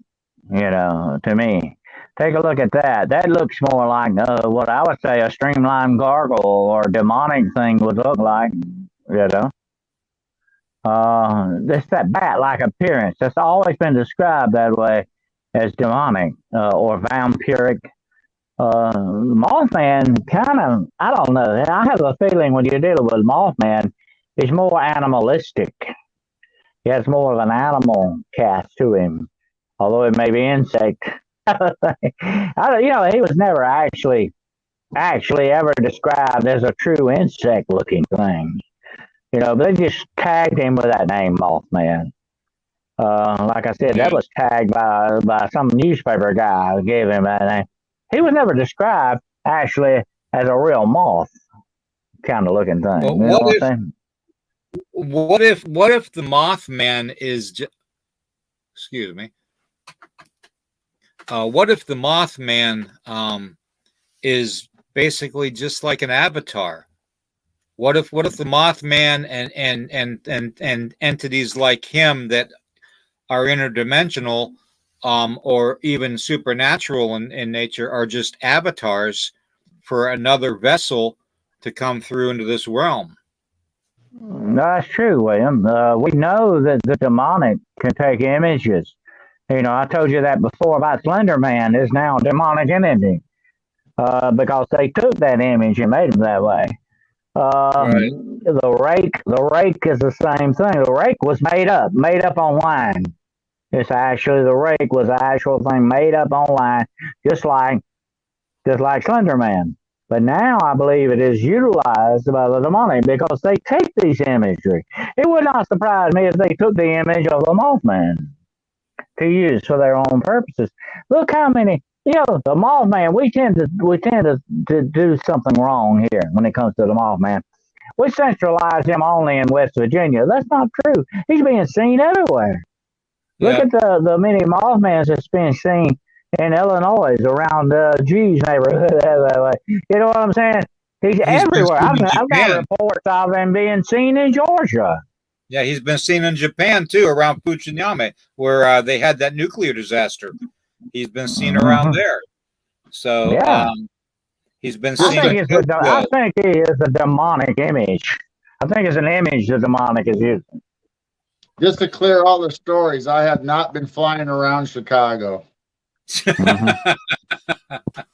I don't know. That Watch beard looks yourself, pretty then. aerodynamic. I've got reports you've been seen in Chicago, young girl. Okay. uh, but But I yeah, mean, I it's just, not just one place. We've always kind of said, whenever you think of Mothman, you think of West Virginia. Not so. Okay. He's everywhere. He's not just there. right, Of course, that may right. be where he began. He might have began there. But I mean, we could even go even further with this whole Avatar thing, like the Mothman. We could take it into Bigfoot, Dogman, Lizard Man, Goat mhm. Man, all of them. Even the Jersey Devil. We could question: Are they just avatars also being controlled by outside forces?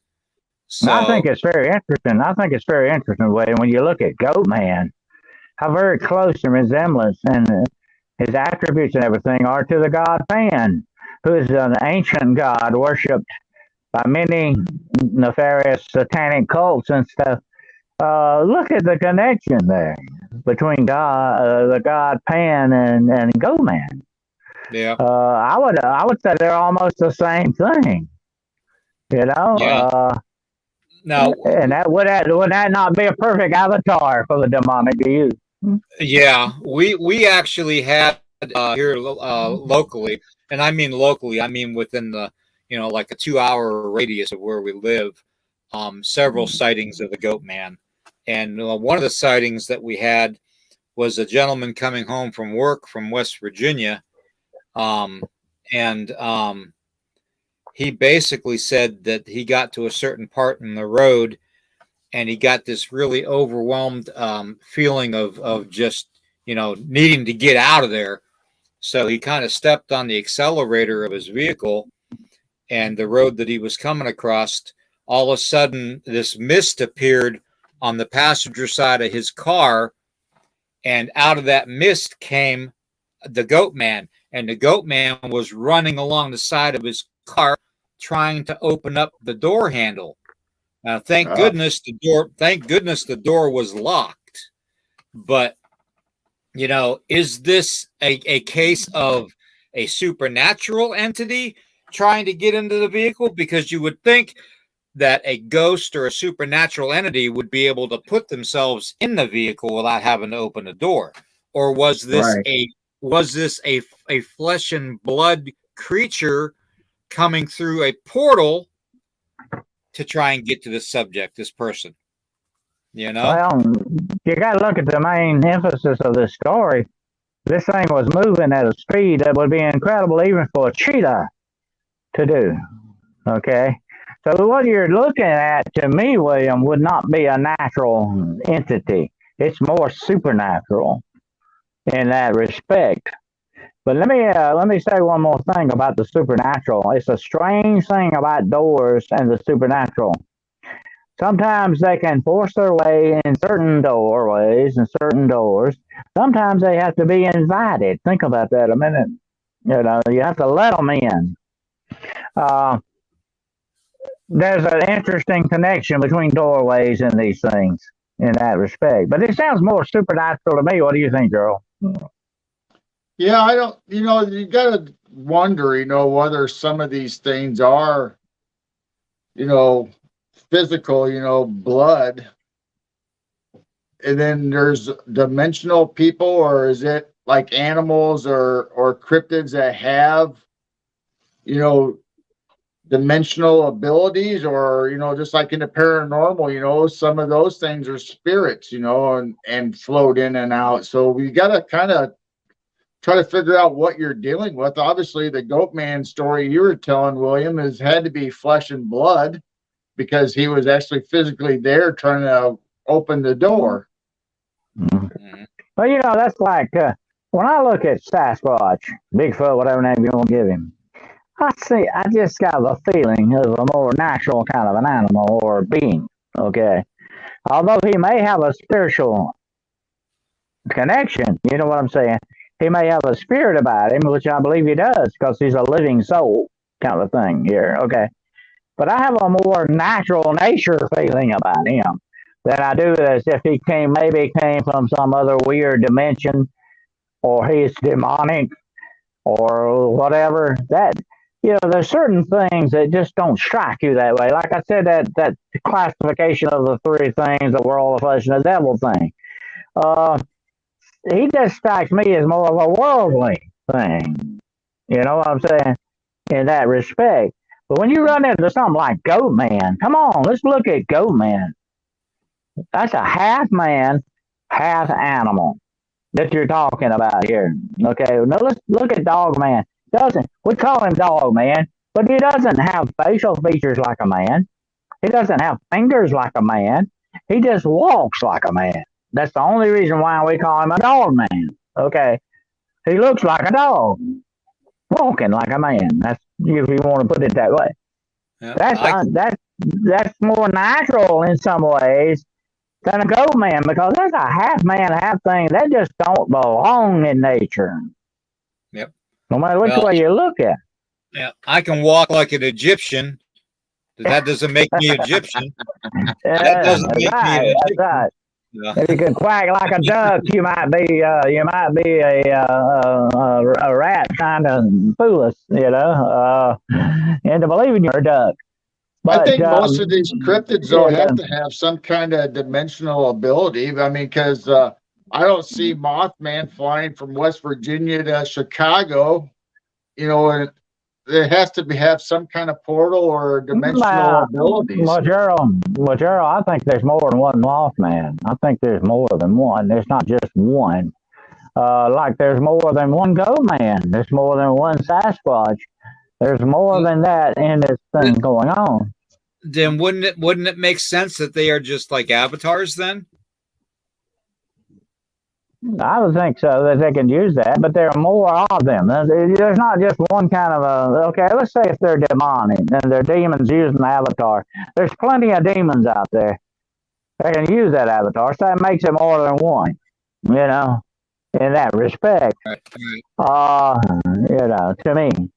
But like I say, and here's another thing, okay? If Sasquatch and even Dogman has that ability to move or shift between dimensions, that may be a naturally inherent thing going on. It may not be a supernatural thing. You know what I'm saying? It could be more of a natural thing. I think what a lot of people are confusing with Bigfoot, Sasquatch, Yowie, whatever you want to call them, wherever they're located, Yeren. I think what a lot of people are confusing with interdimensional travel with Bigfoot and creatures and cryptids like Bigfoot. And I hate that term creature, because they're flesh and blood, but just because they live in the forest and the mountains and stuff and in caves doesn't make them monstrous. Okay. Yes, there are some, just like in any civilization, you're going to have your evil people and all that, just like in any race, you're going to have it. So some of them, yes, are evil. The Gugway especially is evil, but I think what a lot of people are misconstruing with Bigfoot, with Sasquatch, when they say, oh, he went into a portal and he disappeared, I don't think that's the case at all. I'm not saying they may not have that ability, but I'm saying from a Native American standpoint, we know they walk in both worlds, okay, just like I walk in both worlds. But I think they're seeing something happen before their eyes that their eyes can't explain, so they automatically put it off on this. Oh, well, it just walked into this opening and disappeared. There is Native American legends that if you knock upon a tree one time,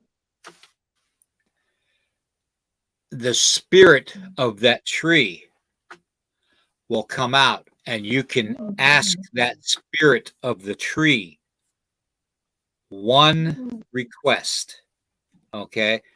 And everybody says, oh, well, when Bigfoot are around, there's always knocking going on. Why is there knocking? if you think about the legend of the tree knock compared to Native American culture, and I'm talking old, old culture that has been forgotten. The very few elders and medicine men know this. Is when you knock upon a tree, you have the ability to ask that entity, that the spirit of that tree, to let you hide within the tree or assume to be part of the tree hidden by it. Okay. So where you can't be seen. Secondly, you can ask that tree to transport you to another tree location to get away from the subjects that you're trying to avoid. Now, William, this is William, just the theory. Druids, This is the just Druids theory. believe the Druids believe the same thing. Druids have the This same belief.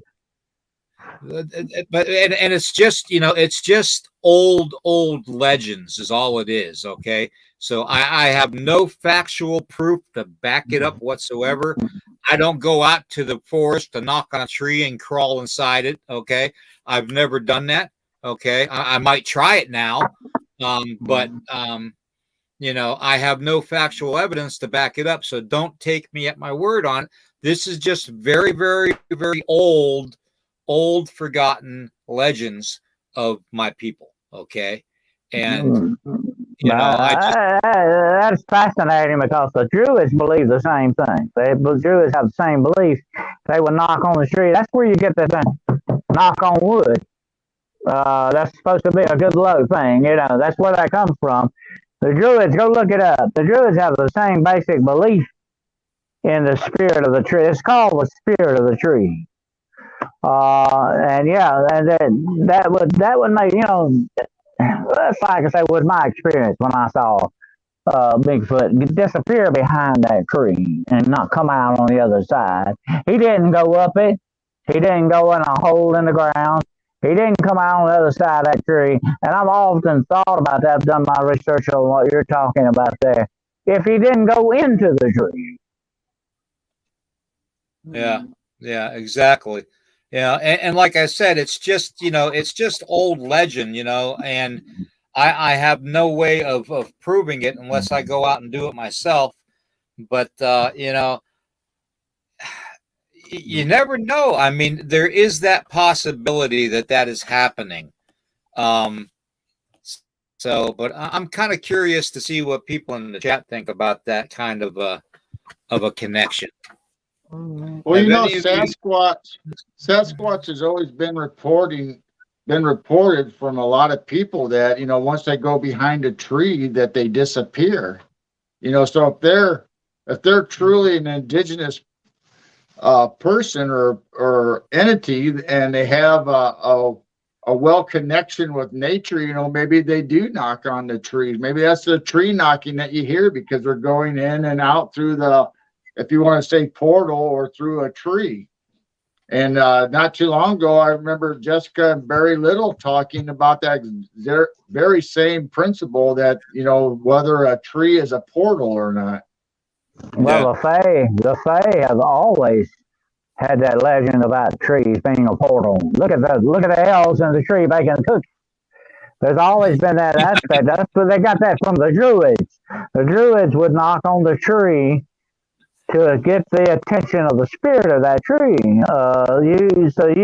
So what we're saying here is not just an American native legend.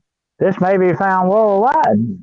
Well, what would happen with me when I knocked on an elven tree would probably get the bucket thrown at me. I wouldn't even be given a cookie. So I'd probably get the express and probably take me probably on out of the galaxy. But hey, think about that. What a great talent that would be if somebody's after you to run out in the woods and go in a tree and they never find you. I mean, come on, that'd be neat. It'd be a great thing to do. Yeah, they worship holly and they venerated the oak tree above all things, by the way, Rocky. The oak tree was the main thing. Remember, the Hollywood and the wand are one. Yeah. I think Harry Potter had a wand made of something like that, didn't he? It was a holly or something. Holly is a very venerated thing. That's why the tradition at Christmas, the holly and the ivy, comes from the Druids, actually. I knew Wild Jimbo was out there. I knew he was out there. See, I got proof now. The elusive Wild Jimbo. You get glimpses of him every now and then in chat, but I knew he was out there.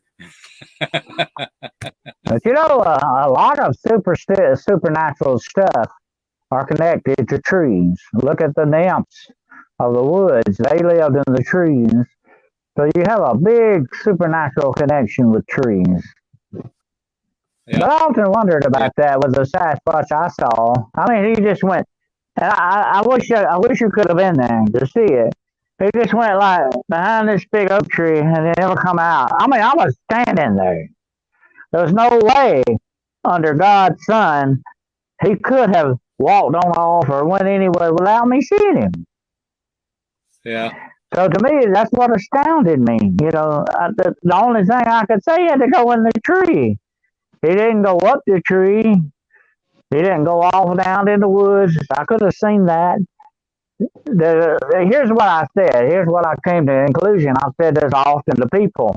Things of nature act in a natural way. This was unnatural. That's all I can tell you. I love it. I love it. Well, I got a messy mind. I got a real messy mind. I got a messy everything. So. Yeah. Well, Albert knew what he was talking about. Hollywood's a beautiful pale wood. Yes, it is. And we're not talking about the Hollywood, California, the place. Yeah, Hollywood is a beautiful wood, and it is venerated because, of course, it stays green all year round.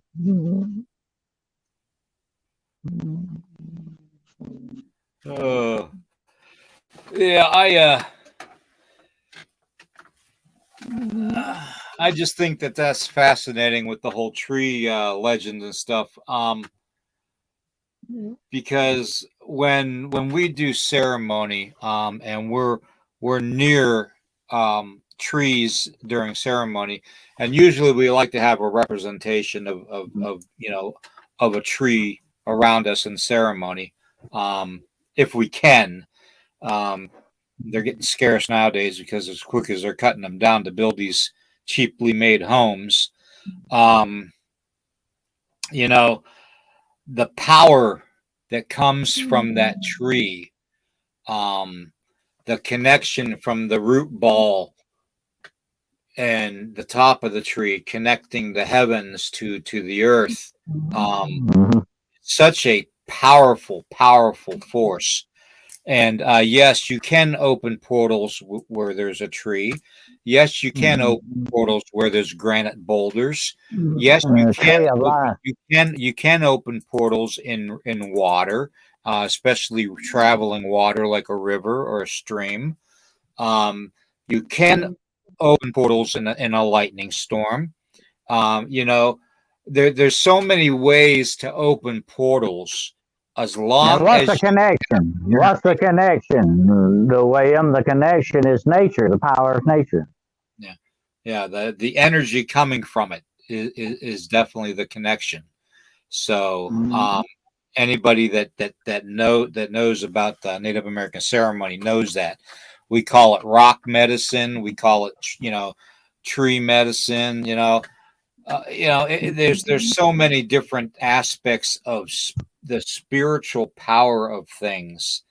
That's why with Native Americans, when you see us out in the middle of nowhere, and we always carry a bag of tobacco with us. Well, that bag of tobacco isn't necessarily for smoking. Okay, that bag of tobacco is to give offerings to the tree that gave us fire to make our firewood to make our fire, to the water let us cross upon the water and drink from the water, so we offer tobacco to the water.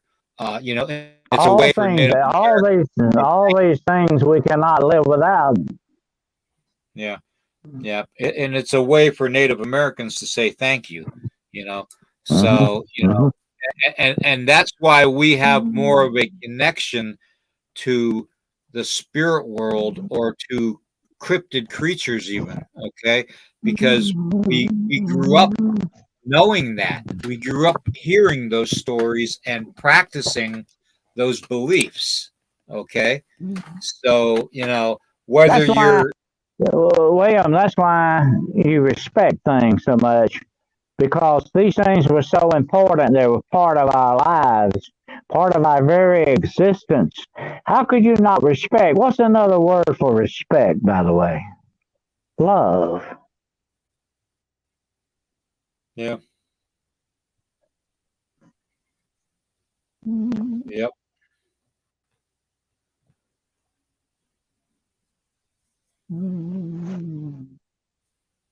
What was that? Is that somebody's stomach growling?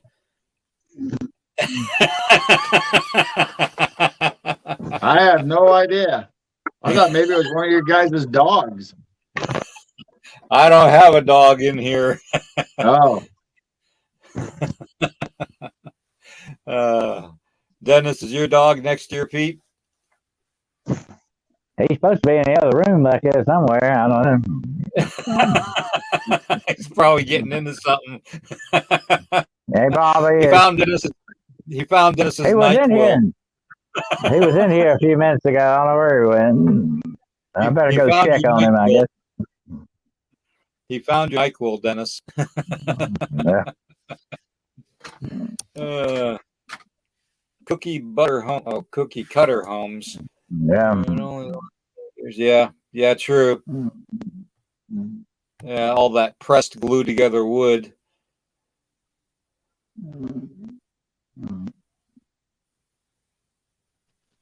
There is some truth to that too, though. As far as human intelligence, trees, you have the telegraph vine. We all know that from way back when. So they have the ability to communicate to each other, but there is the pinyon pine actually has human DNA. Figure that one out. That DNA is a big connection to a lot of things, isn't it? Yep. That sacred, that Jacob's ladder of life is what that is.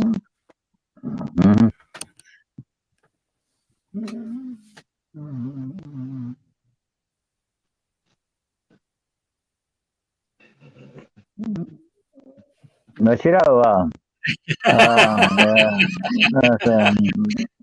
I think Gerald. I think G is scooting his butt on the wooden chair, and it's making that squeaking noise.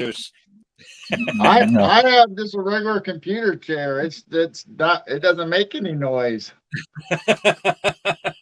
I don't know. Anyways, we're gonna wrap this up here. I just want to thank everybody in the chat. You guys have been fantastic. I've been trying to keep up with the chat. I hope you all know. Dennis, I'm glad you're feeling better, brother, or at least getting back to your normal self. We will be watching tonight. Send me the link again, please. G, Garrel, we are going to start with you. And I want you to go over what your shows are, what times they are, and what you guys are up to in your site. And then Dennis will go to you, and then I'll finalize it. And we'll go from there. All right. Well, tonight at 6 p.m. Central on Midwest Night Watchers, and on Williams' podcast, too, we're going to have Robin McCrae and Duke Sullivan from World Bigfoot Radio. So that'll be interesting tonight. And then we're going to have our Night Owl. We call it the Night Owl Lounge chat session now. It's going to be on late Wednesday nights or early Thursdays, however you look at it, at 12:30 a.m. Central. That's late. That's late or early, You whichever know way you why? want to look at it. You know why you said that? Because I had mine scheduled, and I thought I was thinking the next day, and here it was that same night. I was like, "Oh crap!" Yeah, I just happened to see it and it said live in 6 hours. It's like, well, that's not the night he said he wanted to have it on. Uh, And then anyways, Monday I'm going to be on Tom's show, NCCP's. He invited me on Monday night. North Carolina Me and Cryptid Chiro. Paranormal Project. Yep. Me and Chiro is going to be on his show Monday night. Well, awesome. Now, how can people get a hold of you? Like we talked about before, our channel is Midwest Night Watchers on YouTube, and we have a Facebook page and a Facebook group. If everybody would like to join and like and share, it's just Midwest Night Watchers across our whole social media, and Gmail is the same, Midwest Night Watchers at gmail.com. Okay. And Mr. the one and only Dennis Carroll. Okay, I will be on tonight for another episode of Demonology Today. It'll be 9 o'clock on YouTube. If you want to get in touch with me, I have a website, DennisWCarroll.com.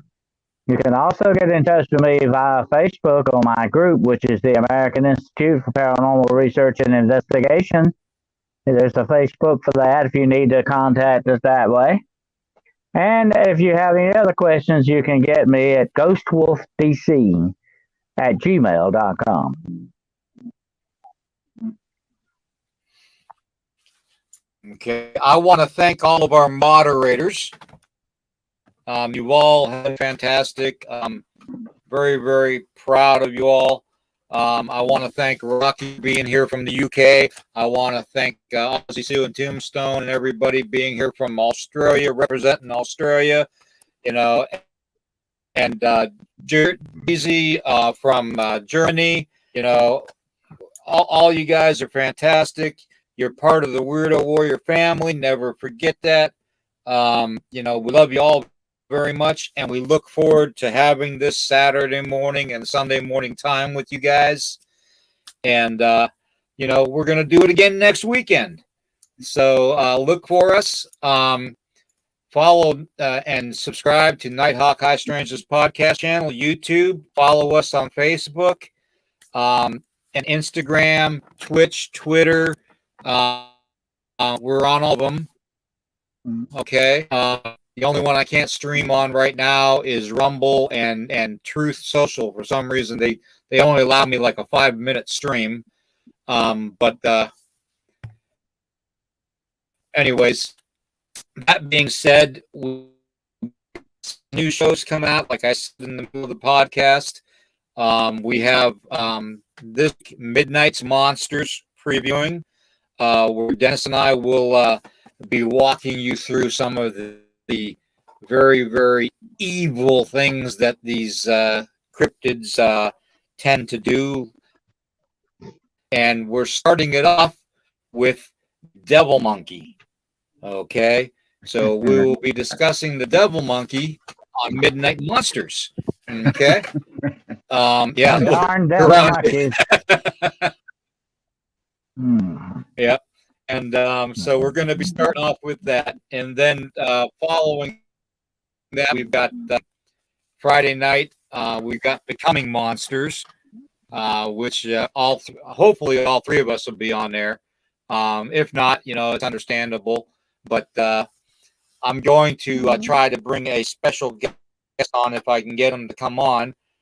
And Daryl, if you're listening out there or you're in the audience, Daryl Denton, I'm going to try and get him to come on Friday night. So I'm sure you'll know. And, I think that'd be a good one.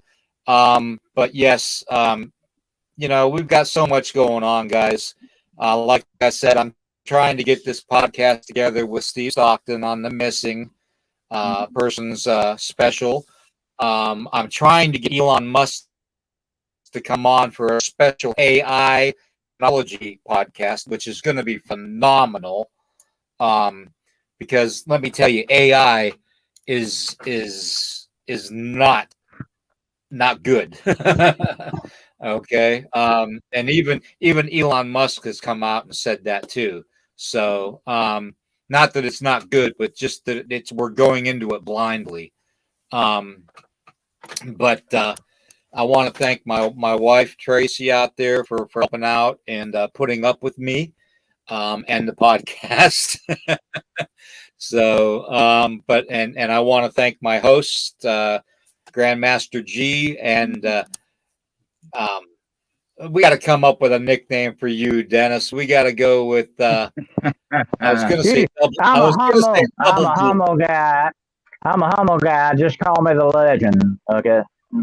The legend. The well, one, the only, the legend.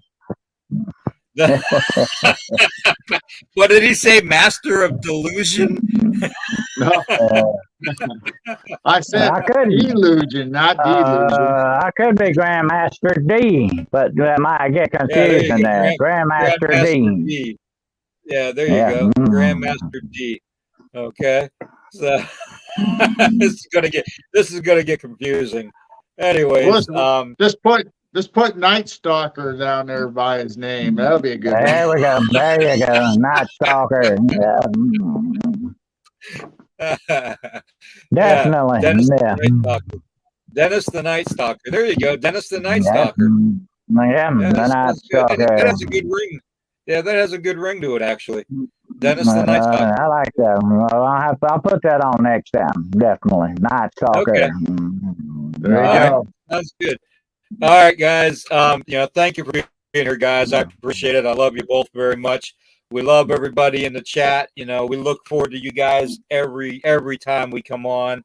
So look for us, please. Like us, heart us, share us out, and subscribe as much as you can to us. Pass on like a bad habit, okay? And the word out that we're here, and we love you all very much, okay? And we will see you all the next time on the other side.